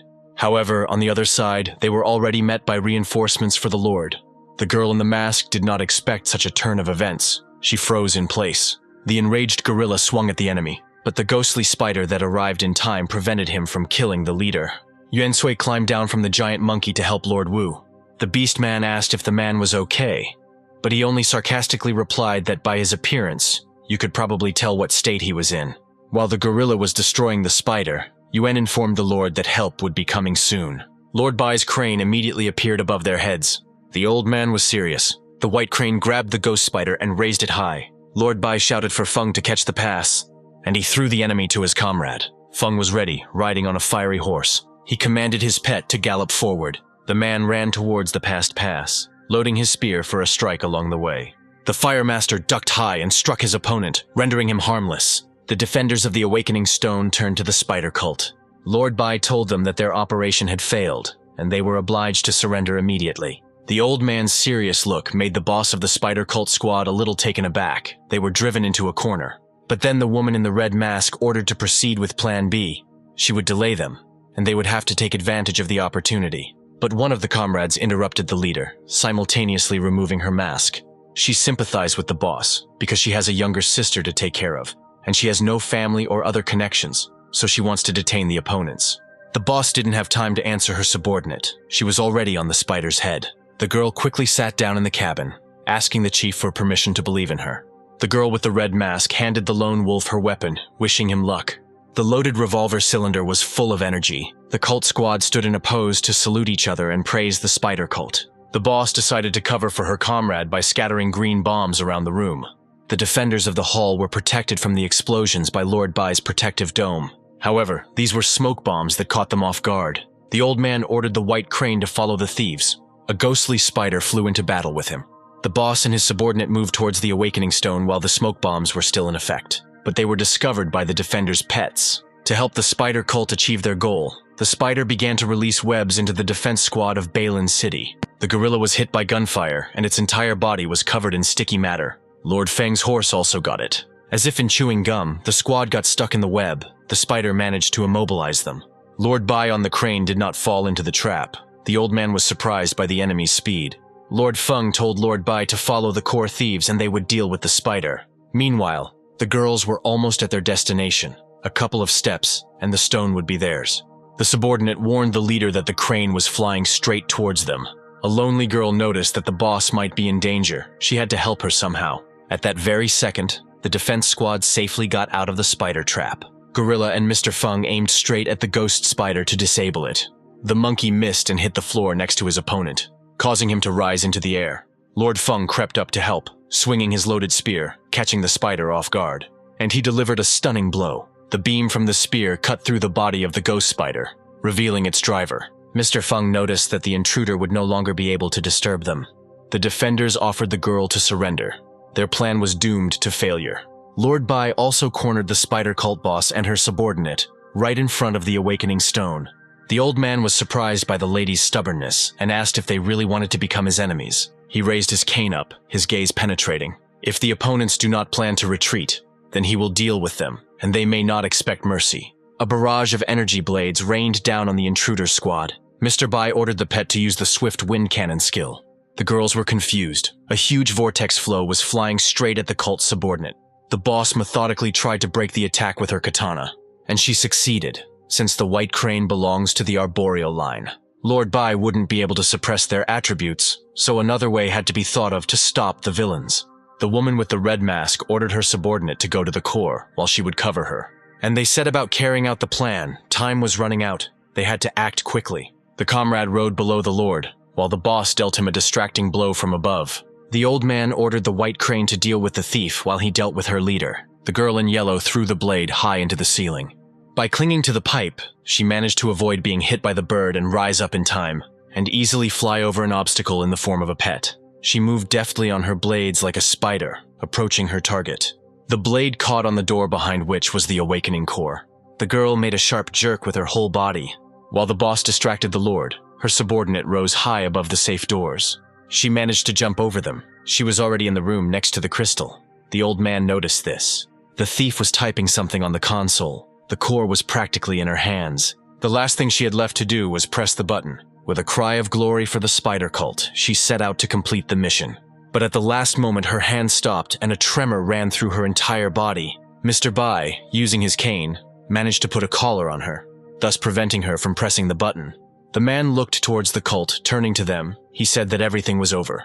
Meanwhile, the rest of the defenders were dragging the spider's driver out to take her into custody. The girl objected that it was their house too. And it is they who are considered the invaders here, and not them. They had no right to treat them like that. She was outraged that the defenders were portraying themselves as victims. Her patience snapped. She pointed the revolver that her boss had given her and took aim. The shot was immediate. The bullet flew towards Mr. Feng, but he managed to easily dodge, and the shot continued on its way. Her target was Lord Bai. She flew so fast that the old man simply wouldn't have time to dodge. His pet instantly exposed himself to the blow, thereby confusing his owner. The bullet entered deep into the wing. The energy spread throughout the white crane's entire body. Mr. Bai was shocked by what he saw and shouted at his pet. But the bird completely dissolved into the air in a matter of seconds. Leaving no trace of itself, the energy that was locked in the bullet was fatal. Along with the pet, the magical attributes also disappeared, including the old man's cane. Accordingly, the collar on the thief also disappeared. Now nothing was holding her back. She immediately pressed that very button. The bomb was activated. The boss gave the order to leave immediately, and they instantly began to rise outward. The spider cult accomplished their mission, albeit with minor losses, but they managed to accomplish what they had planned. The bomb exploded, and a powerful explosion thundered in the awakening hall. The news was broadcasting yesterday's news. An earthquake with an amplitude of almost 8 points was recorded. The number of victims was just over 18,000. The protective barrier of Ba Xan City was destroyed by a terrorist organization, which triggered a wave of third-level beasts. The soldiers are fighting bravely to suppress them. The terrorists also attacked the Awakening Hall. Lord Bai personally led officers and soldiers from various units to counterattack them. They managed to catch one of the terrorists. At the moment, the situation is under control. An listened to this and worried about his grandfather. The news continued to say that after the attack, the deputy city lord and Jin Chong's son made a statement regarding the attack. The man on TV, in a suit, addressed the citizens that together they would overcome this difficult time. While in the hospital, the soldiers were transporting a wounded comrade. The fighter screamed in pain, and his comrade who was carrying him tried to support him as best he could.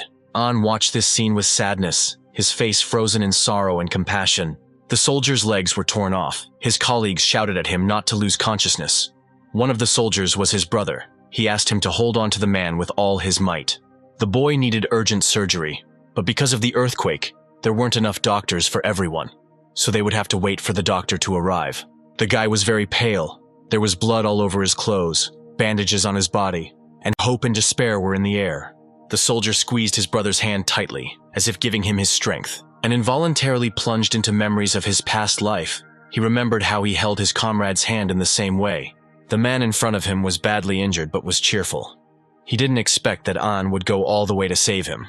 The young man was frightened by the captain's condition, but the man continued to joke, saying that at first the boy seemed heartless to him, and he could never have expected that from him. Taking off his helmet, he put it on the soldier. Before his death, the captain regretted that he had not noticed the guy's kind heart right away. At these memories, An clenched his fist tightly. Bai Xiao gently touched the master's shoulder, inquiring about his condition. The guy replied that he was fine, but his speech was slurred. The guys headed further down the hospital corridor. The young man was angry at the girls that they hadn't said a word the entire time. He turned to them and indignantly asked what had happened to his grandfather, but someone called Anya by name. It was his mother. She was trying to explain what happened to his grandfather. The grandfather took off his oxygen mask to greet his grandson. The Lord asked those present to leave the chamber, as he wanted to speak with the young man alone. Grandfather asked Anya if he was wounded. The hero sat down next to the bed, replying that he was fine. But his gaze slid over his grandfather's mutilated body. The boy was very worried about him. The old man took the empty sleeve of his medical gown. For him, it was nothing. Right now, it's much more important for him to have some conversation with Anya. The hero noticed the tension on the Lord's face. He had never seen a diamond-level beast tamer so nervous. The grandfather asked the young man if he knew anything about the spider cult. And he replied that he only knew that it was a terrorist organization. That was the correct answer, the old man agreed. But before this incident, their strength was limited to silver-level tamers. But now he felt a diamond-level aura from them. Besides, he continued, back then they had completely concentrated their forces on attacking Ba Xan City. He was sure that they had plans for their city, and asked if he thought the earthquake was also part of their plan. The grandfather replied that this was clearly not their doing, but something more serious. With the help of the Eye of the Apocalypse, the hero was able to find out that Old Man Bai did not know at all about the merger of the two worlds. What his grandson decided to tell him, referring to his talent for intuition. Mr. Bai became very serious for a moment, asking the boy if he was confident in his words. Anya assured him that he had foreseen everything, and that everything was exactly as it was. Two worlds were merging, and this was the cause of the earthquakes, the grandfather believed him. And he decided to share his secret, that he actually comes from a primeval star. This news shocked the grandson. The old man began his story. When he was there, he was one of the candidates for the position of the head of the Bai family. But back then, he was arrogant and vain. Later, he made one mistake and was expelled from the Bai family because of it. This is how he ended up in the world of Myriad spider nests. But the Bai family gave him a second chance. They said that he could return to his star if he managed to destroy the mother spider, the amethyst spiritual beast. He was full of anxiety and underestimated the mother spider. At that moment, the red-eyed goldfish received serious injuries, after which it lost the opportunity to evolve. And now the same fate has befallen his white crane, which he lost in battle. Grandfather was defeated. He lost his last hope of defeating the mother of spiders. The grandson took the old man by the shoulder and encouragingly told him that he still had this chance. But Lord Bai was completely dejected, as if all hope was dying in him. This was no longer his fight. He told the young master that he was now the future of the Bai family, and remembered his words about wanting to become the strongest beast tamer. And if his desires have been like this up until now, then the young man needs to go to the primeval star. In a year, he will be able to take part in a secret selection, and if he manages to get into the top 10, he will be able to return to the original star. Only there will he have the opportunity to become the strongest tamer. The grandfather began to take something off his neck, continuing the conversation about how he knew very well what his grandson was capable of, and that their family, with their resources, would be able to provide him with all the necessary support. He handed the hero the key to the treasury, saying that it would contain enough resources to provide him with a diamond level. The old man asked the boy not to follow in his footsteps, and remember that the most important thing in this world is human connection. These words reminded Anya of his captain, who had told him the same thing in his past life. He gratefully accepted his words along with the key to the treasury. The hero's sister sat and waited for her family. She was worried about her brother. The maids tried to calm her down so that she wouldn't worry. Anne walked through the door and Ziyu noticed him immediately. The boy, looking at the key, was deep in thought. He was thinking about the words that his grandfather had told him. The little sister rushed at full speed to her long-awaited little brother. Like an angry kitten, Ziyu flew high above the guy. The girl was so happy to see him that she jumped on his neck, surprising everyone present with her antics. She was glad that at least her brother had returned home and asked how he was feeling. The boy patted his little sister on the head with care, saying that everything was fine. He was thinking that he had a wonderful family in this world, and he should cherish it. After experiencing death in his past life, he was afraid of becoming weak and helpless, so he wanted to become the strongest beast tamer. But now he realized that the most important thing was not this at all, and family ties that helped him live again. After some time, An was fully equipped for adventure. He told his sister that his parents would be back soon and instructed her to give him the box. Ziyu replied with full confidence that she would carry out his instructions. He explained to her that her older brother had urgent business and would have to leave for a while. He asked her to behave well and wait for her mom and dad to return. Gubai, also equipped, approached them and greeted the master, and asked the girl if she was ready to join him on this dangerous adventure. Gu replied that she was ready to follow him wherever he went. On the way, he asked her if she was afraid of this, but the girl was sure that everything would be fine as long as he was around. After going out into the city, Chao Gubai asked Mr. Xiao An if he had decided where they would go first, but the guy was unable to determine the exact location. This time, Xiao An is going to increase his skills. He needs to find out some information first. He asked the Eye of the Apocalypse how to return his grandfather's hand. A test tube containing the water of life appeared in front of him. Spiritual water will also be needed to cure Grandpa's red-eyed goldfish. Tianshui spiritual water is an amethyst-level material that is an excellent source of water element. The hero thought and began to choose. The water of life. The spiritual water of Tianshui. But the search results surprised him. The water of life. Search results 5 and 5, spiritual water Tian Shui. No results found. Unlike the water of life, there is no information at all about the spiritual water Tian Shui, and it is unknown whether it is possible to somehow repair the core of the Awakening Hall. Since the core of the Awakening Hall was created on the primeval star, it cannot be repaired at the moment. After that battle, Grandpa suffered great losses, which is why the hero left him the purple Thunder Eagle egg and the amethyst-level evolution path. He didn't understand what to do and where to go first, because he didn't have the slightest information about this spiritual water.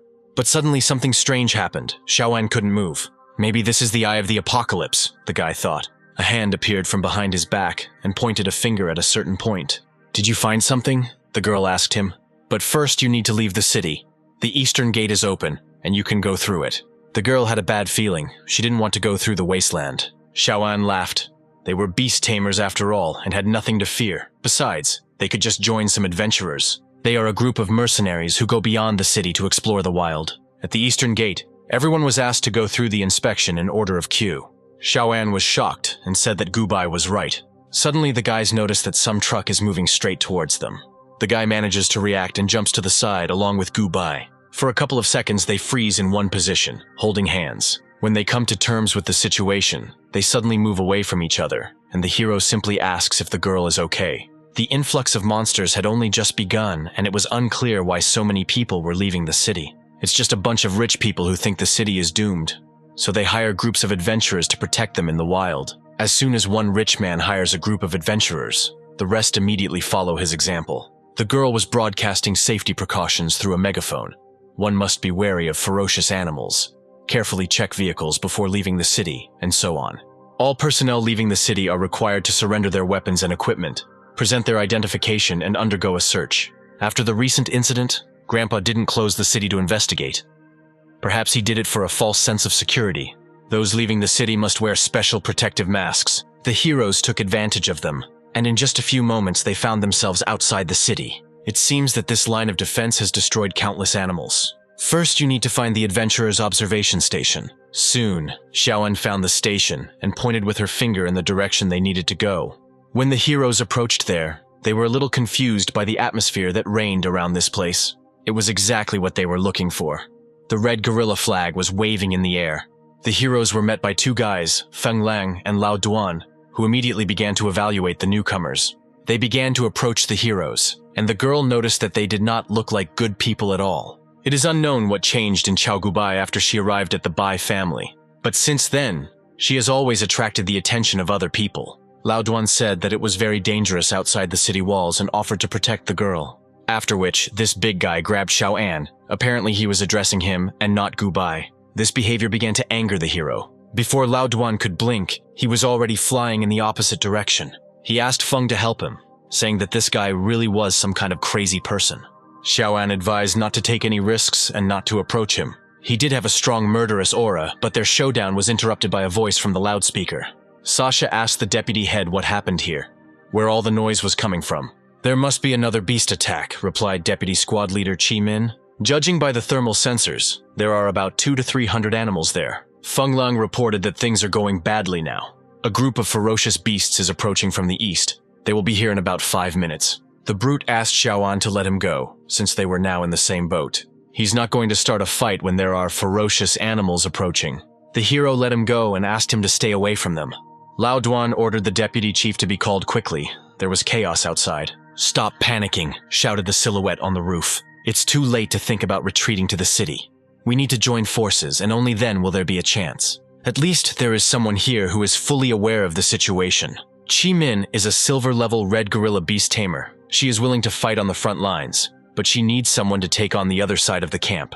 Unfortunately, no one who could handle this task is going to put forward their candidacy. Someone from the crowd shouted out that he too was a silver level. This guy stepped forward and said that if he was given more firepower, he would definitely be able to handle it. Xiaoan couldn't believe his eyes. Another rich brat, Qiming thought.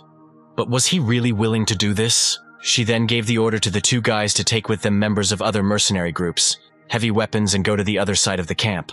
Xiaoan felt that this man was completely incompetent and asked Gu Bai to stand behind him so that she could be ready to protect him if necessary. The red gorillas were ordered to get ready. There was no time to shirk. Someone was saying a prayer over the magic pendant. This man held the pendant over the book and did not stop reading. This voice became louder and louder and was heard everywhere. Lao Duan asked the hero if he was also a beast tamer. After all, judging by his skills, he was quite a talented guy, and also incredibly strong.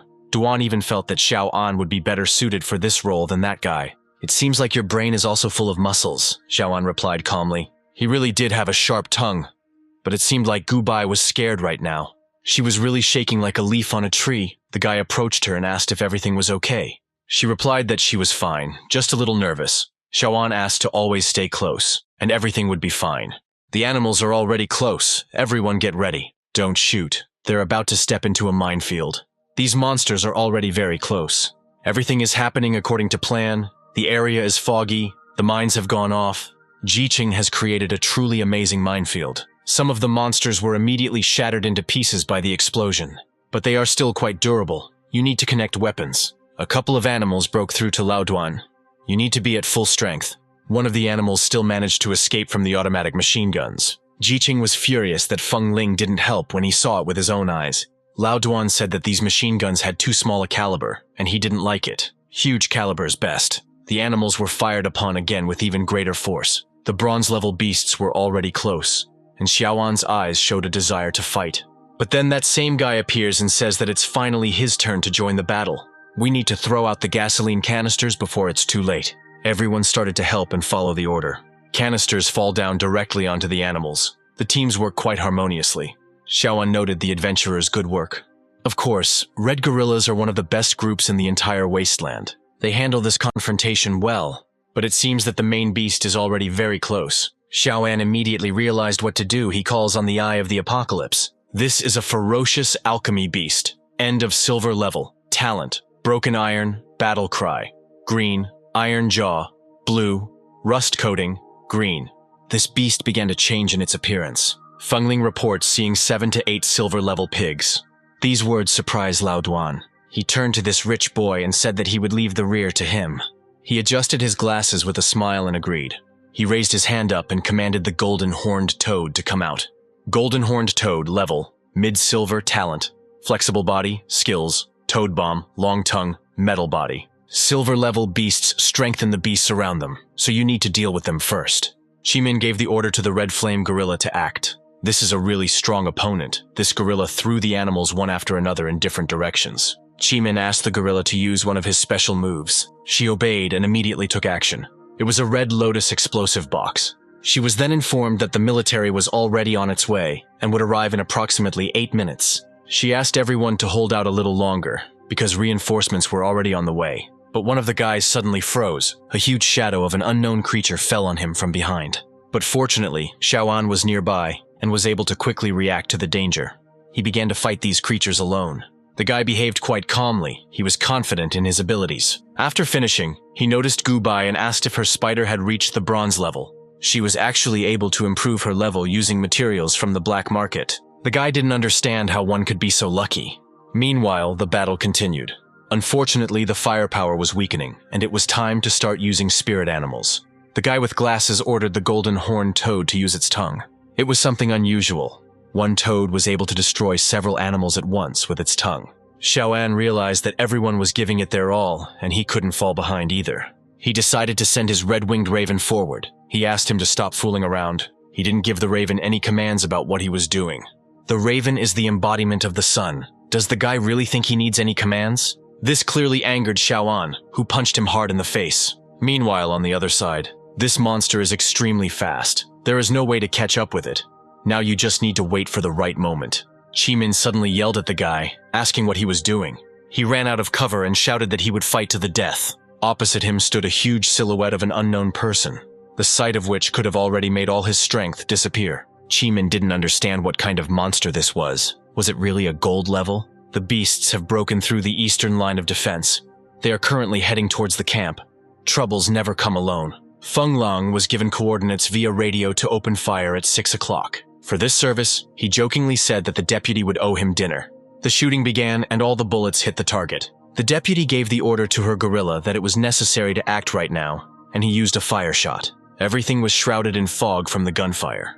No one present could understand what was happening. Xiao An ordered the red-winged crow to go there. Meanwhile, Chimin defended herself from this monster using a protective dome. She asked the red flame gorilla to back off. The monster had already grabbed the deputy by the throat, when suddenly, out of nowhere, the red-winged crow Xiao An appeared behind him.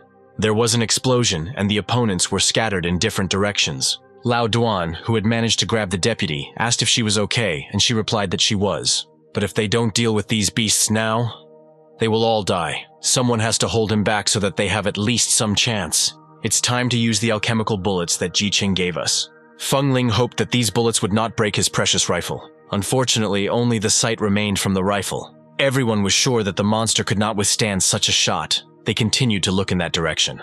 And a moment later, they saw that very creature in its entirety. The shots had not harmed it in any way. It rushed towards the heroes. The entire space glowed purple from the flash of the impact. This beast is truly worthy of the gold level. It has incredible speed. But Xiao An is not someone who will give up so easily. The movements were too fast, and it was impossible to follow his movements with the naked eye. Also, this creature was very strong, and because of this, the Qit could soon be destroyed. And so it happened. The shield cracked, and it seemed that the final blow was about to be dealt. Luckily, someone managed to grab the hero just a centimeter away from the monster's clutches. It was Gubai. It was she who saved the guy from death. He immediately began to thank the girl, and immediately began to apologize to her for falling on her. She saved the guy with the help of the lava spider, and now gave him the order to use the lava splash. This monster dodged again, it's just amazing.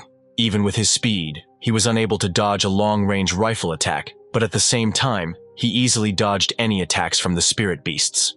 Most likely, he is only able to sense vibrations of spiritual power. He does not perceive physical information. Xiao An has come up with a way to defeat this monster, but he needs the help of mercenaries.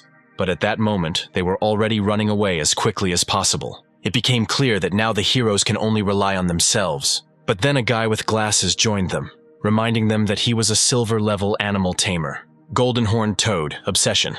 The animal immediately swallowed the guy after these words. A-level talent that allows one to become possessed by a spirit animal when the mind and body are united. Various attributes greatly improve the new skills. It's a pretty useful skill, even if it looks pretty ugly. This toad was already standing in front of the monster and was ready to attack. The guy shouted that he wanted to demonstrate to them the power of Ming Xiao. That's his name. And now Xiao An was convinced that he was right. The monster only distinguishes targets that possess spiritual power. He was confident that his plan could work, but Gu Bai was a little worried.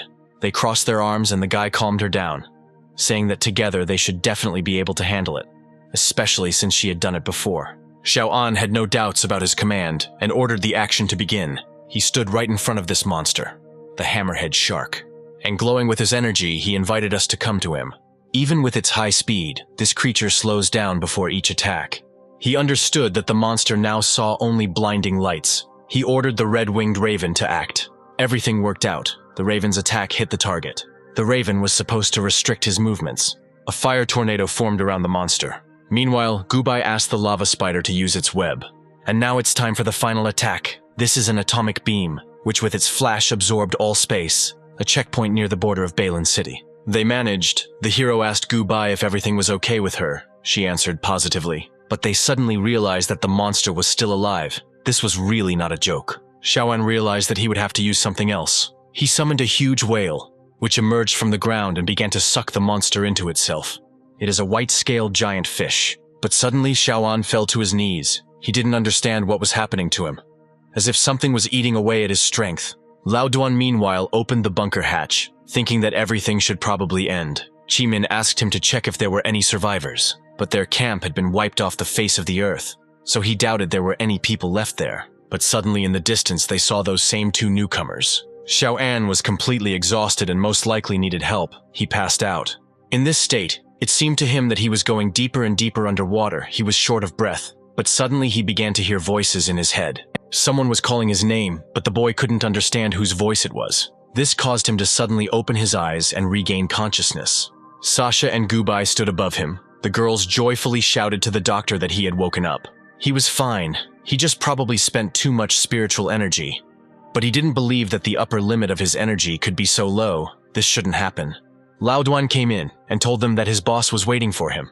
The heroes went outside where Xiao Anya was already waiting for Qi Ming by the fire. She didn't expect this guy to be so capable. That's why they just abandoned him and ran away, Xiao An asked in surprise. The hero can blame her as much as he wants. But still, Min is the vice leader, and she is responsible for the lives of her people. And if she knew that Xiao An was capable of wiping out the entire camp, she wouldn't have done it.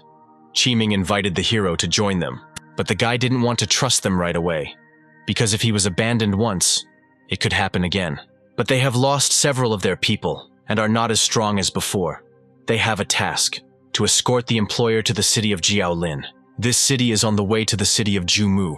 You can get there by riding on their tail. The deputy head suggested not to refuse so quickly, and offered compensation of 30% of the proceeds. Xiao An accepted the offer, but added that he did not join them to work for them. Red Guerrilla Outpost near Jiaolin City. Lao Duan complained of fatigue. He had already lost count of how many times he had to repair the engine. They planned to stop at this place today and head to Jiaolin City tomorrow. But Xiao An asked why they didn't do it today. At night, this forest becomes extremely dangerous. Even gold ranks can die there. Suddenly, a nasty, squeaky voice was heard, shouting, asking why they weren't there yet. The girl in the vulgar outfit screamed that they were all a bunch of scum and that this trip was really disgusting. Sasha asked her to shut up if she valued her life, as these sounds could attract wild animals. This girl's brother is the mayor of Jiaolin City, and he is a gold-level expert, so she demanded to be treated with respect. A guy appeared from behind her and started asking her to calm down. But she didn't stop screaming. She didn't give her money to suffer. How did she even think of insulting her bodyguards in the middle of the wild? Min still said that they would spend the night here today and move on tomorrow. Everything is quite primitive and the guys have a bad feeling. Xiao An smelled a strange smell. At the same time, Gubai added that she was starting to feel unwell. The bodyguards looked into the tent to check if the heroes had turned on. It actually worked. Everyone was out cold. This drug is quite effective. The thing is, this guy has outstanding combat power. He could replace Feng Lang, but to do so, he needs to gain his trust. They even suggested that Xiao An was the young master of some prestigious family and had come to the wild to train, and that they could ask for a huge ransom for him so that they could stop their business and no longer risk their lives. Lao Dan noticed that someone was missing. Behind them there was a mysterious man who was reading some kind of address to God. This angered Ming. Why was this man still conscious? This couldn't be after all. The substance that Sasha used could even kill an elephant. Lao Duan pointed his gun at him and asked him to stop his preaching nonsense. He raised his hands up and asked them to calm down so he could talk calmly. Ming guessed that this man was a member of the spider sect. They certainly didn't expect this, but Xiao An was also conscious. It was a good coincidence for him. The guy knew about this paralyzing substance in advance and simply pretended to take their bait while he put on a mask. It seemed to him that these guys were ordinary kidnappers, but he did not think that the spider cult could be involved in this. He decided to just watch what was happening. Ming asked what the spider sect wanted from them. This man is a direct agent of the cult. His code name is Alpha. His job is to recruit geniuses into their cult. And all these guys are not interesting to him, except for 2 newcomers. They are looking for people who are capable of defeating beasts of gold rank and above. Min didn't like this. She immediately said that it was her product, and if he wanted to talk about buying it, then it was worth discussing. But the man replied that the spider sect does not do business with other people. It turns out that he just wants to take them for free. But why these 2 appeared so suddenly was not entirely clear. Xiao An understood. He saw a holographic projector. A look of horror appeared on Ming's face. Someone had shot this preacher. It was Feng Lang. It was also a shock to everyone how he survived. But the shooter missed, and the man is still alive, although wounded. Lao Duan also discovered at this moment that it was a hologram and he was alone here. Of course, the team didn't like that the man wanted to fool them, but he said that their priest was on his way here and if they touched him with even a finger, they would die a terrible death. But before he could finish his words, everyone immediately pounced on him in a crowd and began to beat him. At that moment, a priest of the sect was indeed approaching them. They were preparing to land. The adventurers immediately heard some strange sounds. The preacher's face immediately changed, and he whispered that the priest was already here and that it was the end for them all. Some shots and flashes started to be heard. Xiao An couldn't understand what was happening. Animal race, corpse beast, level, gold level top, talent, eyes of fear, skills, mysterious flame, illusion of fear, shadow dash. The name of this priest was Arthur, and he asked where the 2 he had come for were. Xiao An had been conscious all this time, and now he could definitely feel that frightening aura. Lao Duan couldn't understand what he was going to do and pointed his weapon at him. But this didn't stop the priest. Min realized that she couldn't move. Approaching the boys, the priest began to ask the mother of all spiders to save these lost children. He took out the spider venom ascension elixir, a spiritual medicine created from a mixture of the essence of the demonic illusory spider and various herbs. When this drug enters the human body, it increases control over the introduced sphere of existence. Xiao grabbed the priest's hand sharply and said that he had no dealings with people like him. But he thought that these were just banal tricks. The guys needed to get out of here urgently, and the hero began to ask Gubai to wake up.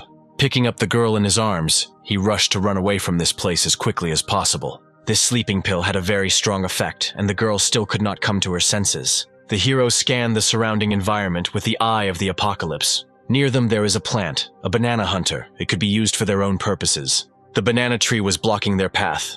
Gubai was still under the influence of the drug, so their movements were limited for now. The followers are still in the air and we need to figure out what to do. We will have to use Imperial space again. Last time it was able to save the heroes from a nuclear explosion. Now that Gubai was safe, all that was left was to deal with the followers. And also the issue with the banana tree needs to be resolved. Considering the fact that it is night and there is a banana tree nearby, the advantage is on Xiaoan's side. Meanwhile, the team of adventurers was bound by magic and could not move. This male preacher asked the priest for help while kneeling, but he only asked the mother of spiders to guide his soul to the promised land. It was quite unexpected. The priest killed his subordinate for some reason. Fan Ling reported the situation. His weapon was completely broken, and he couldn't help them. Chimin couldn't believe that this was how her end would be. The priest was informed that the guy had been found, but the girl was not with him. He ordered Xiaoan to be brought to him. The hero was chased, but he was only glad that they had fallen for his trap. As those monsters began to approach him to grab them, Xiaoan immediately erected a protective dome above himself. They clearly didn't expect this. They were immediately grabbed by the vines of the banana tree. It was a wood spirit beast. Of course, the guy exclaimed joyfully. The goal was achieved. The banana hunter only attacks those who invade its territory. Their animals are too big. So as long as they are on the edge of his territory, the banana hunter will consider them invaders. And the very moment he considers them invaders, he will punish them with his most terrifying technique, the completed form of banana hunter. He will suck all the strength out of them. Banana fruit is a silver-level material. Rich in vital energy, it can be used to treat various diseases and ailments. Given their vitality, they can serve as a replacement for some of the materials used in creating life essence potions. Xiaoan cut off one branch of bananas from the tree and immediately felt a pleasant aroma. It was so enticing. But the hero got a little distracted and crossed the line. Perhaps the tree didn't notice? Maybe it's because all its attention is focused on sucking out spiritual energy. Well, then the hero is safe. But then a frog jumped on him again. Xiaoan even thought that he had some kind of curse on him that attracted frogs. And then he felt something alive behind his back. Meanwhile, the priest demanded that the situation be reported to him, and received a response that they would need reinforcements. The souls of the Alpha team will become part of the Great Spider Queen. Chimin was shocked and didn't understand what was happening. The priest told his multitude of spiders to begin to act. Fear, horror, and incomprehension appeared on the faces of each of the heroes. From now on, they will all obey the orders of the sect priest. Otherwise, the explosive spiders on their necks will detonate. Meanwhile, Xiaoan was running as fast as he could, trying to escape from the banana beast. He already thought that this was really his end, but the hero was lucky and was able to leave the territory of the banana hunter. Plant-type beasts were indeed extremely strong. Xiaoan doubted that he would be able to form a contract with even one of them, but suddenly something caught his attention. It seems there is someone here. The people from the spider sect are really after the heroes.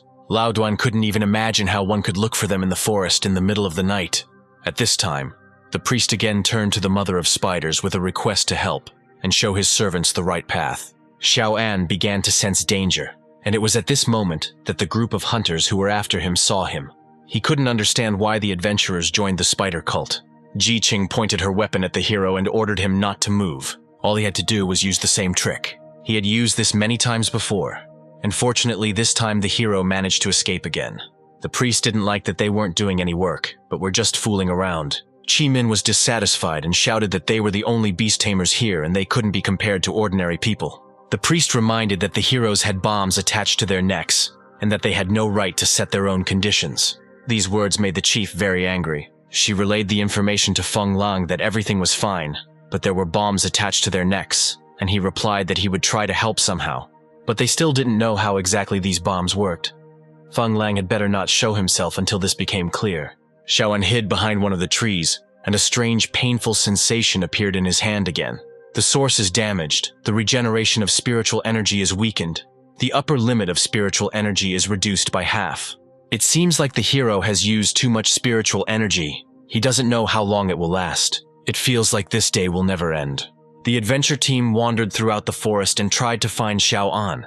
The hero watched them and still could not understand why they joined the spider cult, what the reason was. But suddenly he noticed an explosive spider on his neck. This means that they are forced to do this. It was the turn of the red-winged crow, but Xiao An asked not to kill anyone. He needed to talk to them. Raven replied that he understood everything and Xiao An must have come up with some plan to protect himself. Xiao An still asked the crow not to repeat the mistake he made last time. This glow immediately attracted the attention of the heroes, and they even thought that it was just a falling star. But a moment later there was a powerful explosion. Lao Duan managed to react and jumped to the side together with Sasha. At that moment the gorilla Qiming rushed to attack the red-winged crow. But Xiao An's spiritual beast was incredibly strong, and apparently this iron-headed priest is not going to help. Something had to be thought up urgently. Lao Duan joined in to help, but this crow was impossible to hit even with a shotgun. All shots and blows were sent back from the raven. Xiao An was not satisfied with his beast's work. He disobeyed again. And then the hero decided to go out himself and just asked to talk. "We have nothing to discuss," Qimin replied arrogantly. She had a reason for wanting to take the hero, but Xiao An had no intention of cooperating with the sect. It looks like a battle can't be avoided this time, and the gorilla rushed towards the hero with renewed strength. The hero had little spiritual energy, and he understood that he could not hold out for long. So this time he covered himself with a magic shield. He thought a good option would be to simply throw his shield towards the enemy. Qimin noted that it was quite ingenious to throw his shield at her. However, this is not a training fight at school. There aren't all those rules and restrictions here. Qimin used the power increase. This frightened the hero considerably. He began to think that it was the end for him. Qimin actually knocked the guy to the ground with one blow. The spider cult is an enemy of their federation. And does Qiming really believe that they will let them live after capturing Xiao An? "What do you know?" she shouted back at the guy. But he suddenly grabbed her by the head and pulled her closer to him. He understood perfectly well that they were all simply being intimidated, and it can help them get rid of spiders on their necks. But why would Qimin believe this guy? He knows that their friend Feng Lang with an injured arm is in the bushes behind them. Feng Lang immediately received orders to act. Everything around was covered in fog and Feng asked no one to move. But Qimin shouted that they weren't finished yet and had no intention of giving up. They held Xiao An by the arms and dragged him towards the priest, saying that they had caught him. Now he had to let them go. But what about the girl? She also needed to be brought to the priest. But they didn't agree on this. The condition was to bring only the guy. He reminded them again that there were explosive spiders on their necks. But now Qimin replied that it didn't matter anymore. At that moment, Feng Lang jumped out of the bushes and began shooting at the priest. The team was ready for this. We need to act now. Ironhead wasn't prepared for this. A few minutes ago, Xiao An advised the guys to think about his proposal. They used a smoke bomb to block the spider's view on their necks, but they didn't know if the device was wiretapped, so they should have spoken more quietly. Xiao An had time to study this beast and was sure that there was no wiretapping there. Otherwise, he would not have spoken so loudly. Then Qimin asked him to tell them the plan. Firstly, the explosive spiders on the necks have extremely low intelligence, so the priest gives orders using a staff, so you need to limit his movements and prevent him from using the staff. After which, all that remains is to simply destroy the staff. However, he is a gold-level beast tamer, and Xiao An is confident that he will resist. This is why it is worth coming up with a backup plan. And so it all happened. The priest became angry that he had been too kind to these impudent people. The plan was this: after the priest broke free from control, he would decide to act. He will want to give the order to the spiders to detonate. But explosive spiders have quite a long delay before exploding. They don't explode instantly. At this moment, he will be most vulnerable. But still, he was able to grab Ji Qing by the neck and said that the lady knows everything in advance. His shield is extremely strong. But when someone manages to get close to him, this shield becomes completely useless. The girl asked with a smile on her face whose turn it was to cleanse the sins. Their plan worked. Everyone was happy that they finally got rid of these spiders. They gave the priest even more speed, and he moved in the opposite direction from them. After which, the whole team also rushed to run away. After all, the priest had not left them. He was close by again and began to make some signs with his fingers. The entire space was engulfed in purple fire. This is a gold-level beast tamer domain. Feng Lang began to call the captain as quickly as possible. The signal is too weak, so you'll have to use something else. He pulled the antenna out of the radio and began to try again to establish contact with the captain. The signal arrived. The fair-haired girl told the captain that Feng had important news. This angered the captain. They were having a meeting. The guy said that the spider cult trapped them in a green banana forest. The deputy head and the others are asking for help. The captain didn't understand what the spider cult was doing there and why it would fight her people. There must have been some misunderstanding between them. Added the unknown silhouette opposite. But the last person who dared to touch her people is now underground. Meanwhile, the priest's power seemed to become stronger and took more and more space under its influence. The parasitic bat, the three-headed corpse of the spirit beast, the spiders of Neverwinter. He gave them all the order to attack. Xiaoan wasn't sure if they were really spirit beasts. They all looked pretty vile. He turned to the raven and said that it was time to use all the crystals he had eaten. Xiaoan began to change his appearance in an instant. His body, arms, and face were covered with armor. The attribute has changed to fire. So if its source is damaged, it will not affect the hero in any way. The talent for fusion is simply magnificent. It was a pity that Ming Xiao didn't know how to use this talent. Xiaoan would definitely use it to the fullest now. The priest also replied that fusion is a rather rare talent. However, he was convinced that Xiaoan lacked experience. He ordered the Neverwinter spider to use the terrifying light, and something strange began to happen to the hero's body. He can't move and doesn't understand what's happening. He was overcome by an extremely unpleasant feeling of fear. It seems like they are afraid of something.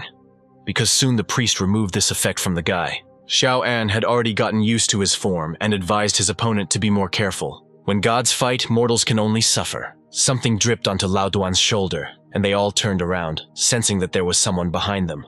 They started running, and there was no time to be distracted. Xiaoan was now completely uninhibited and could fight to his heart's content. He rushed into the attack. Explosive turbocharge, absolute flame.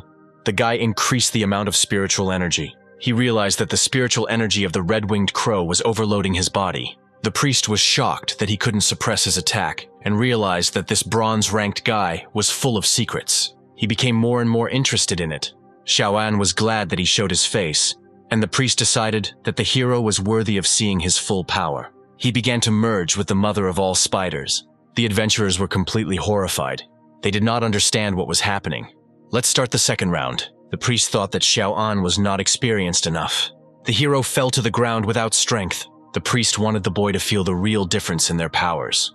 He began to call the hero with him, which angered the guy even more. But then Chi Min appeared, saying that this guy belonged to them, and behind her stood a certain creature, a ground beetle. She shouted that they had their own score to settle with Xiaoan. She ordered her spirit beast to go into battle. But Lao Duan noted that the creature was too weak for such an opponent. Moreover, Qiming had more than one ace up his sleeve. The hero used the invisibility ability with the help of the magma chameleon. The priest did not understand where this insect came from. It immediately covered Xiaoan and they disappeared together. It was urgent to help the guy. Sasha needed to do it. And Qimin decided to detain this Ironhead for now. Ji Qing was given the task of examining the boy, but he did not understand why the adventurers were helping him. The thing is, Qimin didn't want to remain in his debt. Besides, she had wanted to give this Ironhead a punch for a long time now. The ground beetle and the priest clashed in a duel. The girls, after examining him, realized that something was wrong with the hero's body. It was strange. It's some kind of connection with his talent. He is able to merge with his spirit beast. But this form is not complete. Most likely he was injured because his spiritual energy was limited. He needs to establish the flow of this energy, and then he will be able to achieve the final form. The girls decided to begin the operation. This surprised and scared Xiaoan a little. Sasha reassured him, saying that it wouldn't hurt. She dug her claws into his body and the guy was pierced with hellish pain. Apparently this was the final form of his fusion, which surprised himself. It was a rather strange feeling. A small reminder appeared. Now he can use the Phoenix Flame. This is Little Phoenix's talent. The hero didn't even expect the system to remind him of it. Meanwhile, the confrontation between the priest and the ground beetle continued. Qimin was worried about her animal as she watched what was happening. But suddenly a heavy hand fell on her shoulder, and a voice said that it would take care of the priest itself. It was Xiao An. He was going to make the enemy regret ever coming to them. Qimin noted that this sounded quite arrogant. The hero used the Phoenix Flame. The talent was activated and the hero entered a state of fiery sacrifice. But he did not yet understand what this meant. Every time this skill is used, depending on the amount of spiritual energy spent, the victim's scale accumulates. Depending on the stage of the scale, various effects of everything are activated. The first stage is Solar Flame, which enhances all fire abilities. The second stage is Nirvana, a stage that can negate one deadly attack. This talent has various effects. It is truly worthy of S rank. But what is the effect of the third stage? The priest asked the hero if he was sure of his powers, but without thinking, he attacked his opponent. The victim's progress was 47%. After a short time, the victim's scale progress was already 73%. And here's 100%. The hero's skills have become stronger. They even have changed names: Solar Flame, Ice Strike, Limited Food, Many, Solar Flame, Strong Iron, Southern, Quilted Knot. The priest clearly underestimated this guy, but he wanted to demonstrate something else, in the hope of surprising the hero. But he ordered him to shut up and struck him first. The priest's evil deeds will end right here. Such a powerful impact caused a powerful flash of light that could be seen for many kilometers. The red-haired girl meanwhile saw all this from a helicopter and realized that apparently a new tamer had appeared in the city, whose level was no lower than Diamond. The captain and assistant landed, and Feng Lang was already waiting for them. It would take too long to tell everything, so Feng Lang did not go into details. The captain understood that this noise had definitely attracted the attention of the Lord of the Rainforest. The adventurers were surprised by the main character's abilities and waited for him to finally come out to them. They started calling him to see if everything was okay. He didn't understand what was happening. Bleeding is a side effect of the fire sacrifice, caused by high blood pressure, accompanied by dizziness and weakness. He was angry at Sasha for not telling him about the side effects, but she simply smiled and suggested discussing it later. But everything didn't go according to plan. The Lord of the Rainforest really did pay attention to them, so they had to escape from there as quickly as possible. Some vines are immediately replaced by others, no matter how much you chop. Ji-Ching even suggested leaving the guy here if their plan failed. The heroes found themselves cornered. The vines began to rise higher and higher, intertwining with each other. And finally, the Lord of the Banana Jungle stood before them. They found themselves trapped inside the body of the Lord of the Jungle. It was necessary to understand what was going on with the signal. Unfortunately, Ji-Ching couldn't contact Feng Luan. The signal was too weak. Moreover, in such conditions, oxygen will last them for about 30 minutes. Chi-Min was furious that she was so useless and always leading her comrades to certain death. The hero advised her to conserve her strength, because excitement would only waste even more oxygen. He also added that Chi-Min is their leader. "Just look at your expression," he continued to say. "Have you ever thought about what your comrades, who trust you completely, feel at such moments? And the more critical the situation, the calmer you should be. But more importantly, you need to trust those who believe in you." Feng Lang was already in the helicopter with the captain who wanted to fight the Lord. Chi-Min and the others were missing, and this was the only clue. Finding them would be extremely difficult. Suddenly, Feng Lan received a signal that the heroes were stuck inside the Lord of the Rainforest. Great. All that remains is to open it. The captain called the Scarlet Demon Gorilla to come out. And also it was necessary to apply fusion. The girl with wild eyes rushed down. She moved deftly down the vines. And a moment later, she dealt a crushing blow to this creature. Chi-Min saw this red lightning and began to guess what was going on. In front of her stood her older sister, who greeted her sarcastically. Chi-Min rushed towards her with all her speed to hug her. But then she received an aggressive blow to the head. She was angry that Chi-Min continued to call her big sister, even though they were already quite old. Xiaoan asked if their captain was always like this, but Lao Duan said that they were already used to it. The captain ordered everyone to climb the stairs as quickly as possible. The Lord of the Rainforest is recovering extremely quickly, and also gave the order to Feng Lan to lift them up. Almost everyone had climbed up, but the captain was still below. She screamed that they needed to get out as quickly as possible. The Lord begins to recover. It happened much faster than the girl thought, and suddenly she broke loose and flew like a stone straight into the Lord's mouth. Chi-Min didn't have time to lend her a helping hand, but the captain was not worried at all and told everyone else to calm down as well. Somehow she managed to grab hold of one of the vines, with the help of which she was able to push off and make a huge jump straight into the helicopter cabin. Xiaoan was amazed by such dexterity and noted that Sister Chi-Ming was a hottie. When everyone calmed down, Capon sat down opposite the guy and began to question him. She thanked the hero for his help and introduced herself as Qi Xiaoxia, nicknamed Scarlet Sunset, a gold-level beast tamer. And the guy responded by giving his name and saying that he was a bronze-level beast tamer. The hero thought, she has such power and still bears the surname Qi. Perhaps she is somehow connected with the Chai family from the city of Red Wings. The girl asked him if he was from the Bai family from Bailin City. He replied yes. His grandfather was Jing Chong. She immediately ran up to him and asked if Xiaoan knew that when she was a mercenary, she had met a huge number of city lords, and they work with Mr. Bai quite often. He is their regular customer. But there are those who pretend to be members of the Bai family to deceive them. And he was the first one who dared to claim that he was a young member of the Bai family, and the last such pretender was fed to the wild beasts. We still need to check whether this guy's lying or not. Suddenly the girl said that it seemed to be true, but the guy himself did not understand what was wrong with her. Jimin asked her sister to be careful with him, and then she asked where his girlfriend was. Xiaoan sighed heavily. It was a tense battle, and he almost forgot about her. The hero opened the door, and a purple crystal appeared in front of him. He didn't understand what was happening, but he saw Gubai. In fact, the guy put her in his animal space, and the girls didn't understand where he learned to do this. Nobody understood what was wrong with her, but the girl clearly needed help. They had never seen anyone put a human in an animal space before. These crystals are very similar to soul stones. Apparently, this is some form of self-defense, most likely due to the strong aura of Xiaoan's spiritual space. Sasha, as a doctor, could not say for sure, because there was no suitable equipment for this. It was necessary to return to the base. It was decided to return to the city. In the unusual room, a voice said that it had called everyone here for 2 reasons. This voice belonged to the High Priestess of Solaris. Firstly, they confirmed Arthur's death, the place of the incident between the city of Ba Xan and the city of giant trees in the banana forest. She wanted to hear everyone's opinion on this issue. She addressed the second High Priest, Diego Barro, and the third High Priest, Lilith. There was also the 4th High Priest, Mephisto, and the 5th High Priest, Asmodan. But whoever it was, they had to make him pay. The High Priestess asked Asmodan to deal with it without attracting unnecessary attention. Secondly, she wanted to discuss the future of their people. Recently, the astrological forecasts had changed, which made her uneasy. This is a sign that Queen Arachnid is gradually falling into hibernation. The Holy Eucharist is entering the era of the lunar veil. Following the massacre in Cajamarca, the holy body of the Spider Queen has been in a state of blazing sun for the last 25 astronomical cycles, and it is unclear why she has decided to go into hibernation. The people in the palace are also indignant according to past laws. The transformation of the holy body into the state of the lunar veil occurred once every 90 astronomical cycles. But there is an assumption. Perhaps this is connected with astronomical phenomena, or the Spider Queen needs to reincarnate. Whatever it is a matter of life and death for the Shining Sun sect.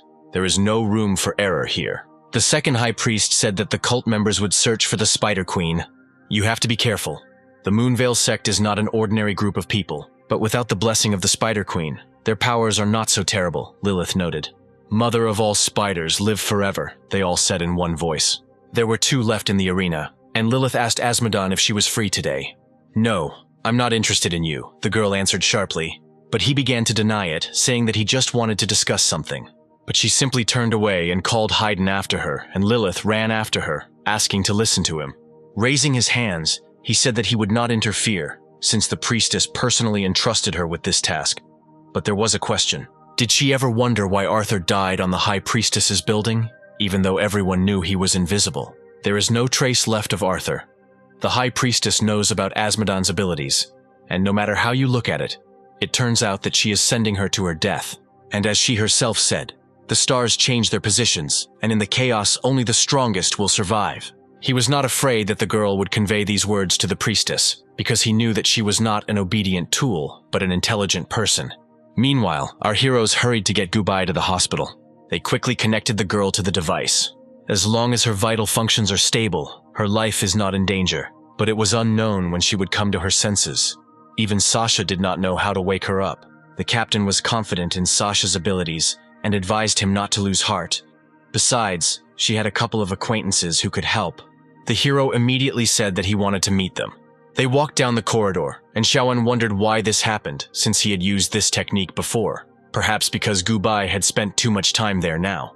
But no, why now? His hands started to hurt again, and only the words, "kill," were spinning in his head. Chisha Oxia turned to look at the boy, and asked if he was listening to her. She abruptly opened the door and began calling for Hussein to help. The male voice replied that he had already told her that he was busy. In fact, he was busy eating ramen. The captain added that her friend needed the help of someone who understood spirit animals. Xiaoan himself could not understand what was happening and what was happening to his thoughts. And Hussein, looking at him, realized that the guy apparently needed other help. But the hero suddenly shouted that he did not need help from the spider cult demon and created a powerful explosion. The situation seems to be at a stalemate. The essence of his spirit beast is destroyed. The core is in disarray. Apparently he swallowed something unclean, so the beast evolves into a ferocious one. He got stuck in the doorway and Hussein offered to help him out. He began to glow and chant some kind of spell to the mother of spiders. He asked for strength to help the younger one. It was a call from the tree spirit. This creature sat on the man's head, and he noticed that he liked it. He should forbid him from eating spiritual stones before going to bed. He asked Shawan not to worry and said that he would get him out soon. He asked Mu Ling, his animal, to use the wind shell on him. Such power can only be used to save the world and help people, the man thought. But when it comes to naughty children, it's worth teaching them a lesson. The captain was worried that he had hit too hard, but Hussein assured her that it was necessary. But apparently he really did go too far. The guy's out cold. Hussein offered to help her get to the village, but the girl just wanted compensation for the damage, and also for him to simply pay for transportation. In place of Xiaoxia, he was already lying in a bathtub filled with some kind of green liquid. Two unknown silhouettes stood above him, and tried to understand whether he had come to his senses. "I'll wake him up," the girl said, and stuck her fingers into his nose. Xiaoxia immediately jumped up in surprise. He did not understand what was happening and what this strange liquid was. It was a natural essence, the origin of which is unknown. It restores physical and spiritual energy, and at the same time has a calming property. The girl turned to a guy named Josh and asked how he could treat the guest of the great priest like that. And then they started discussing how Xiaoxia was an alien guest because his pupils were round and it was weird. "You're awake," exclaimed Hussein, who still hadn't looked up from eating his ramen. Xiaoxia was frightened and shouted that he was one of the members of the spider cult, but the man did not understand what he was talking about, saying that outsiders always call things by the wrong names. And then he asked if the hero really wanted to continue standing naked in front of him. The girl handed him a sheet to cover himself and avoid catching a cold. After getting dressed, Xiaoxia continued asking who he was and what was going on. Suddenly a stone flew at the hero's head. It was one of those guys. He was thus calling him to follow. He didn't understand anything at all, but after the door opened, the guys invited him to come in and called him a dear guest. What he saw behind the door greatly surprised the hero. It was some kind of unusual place underground. They grabbed him by the arms and dragged him somewhere. The girl explained that the priest was waiting for him in the temple and pointed out the direction. She handed him some kind of spider-shaped bracelet and showed him how to put it on correctly. Xiaoxia decided to obey, although this was all very strange.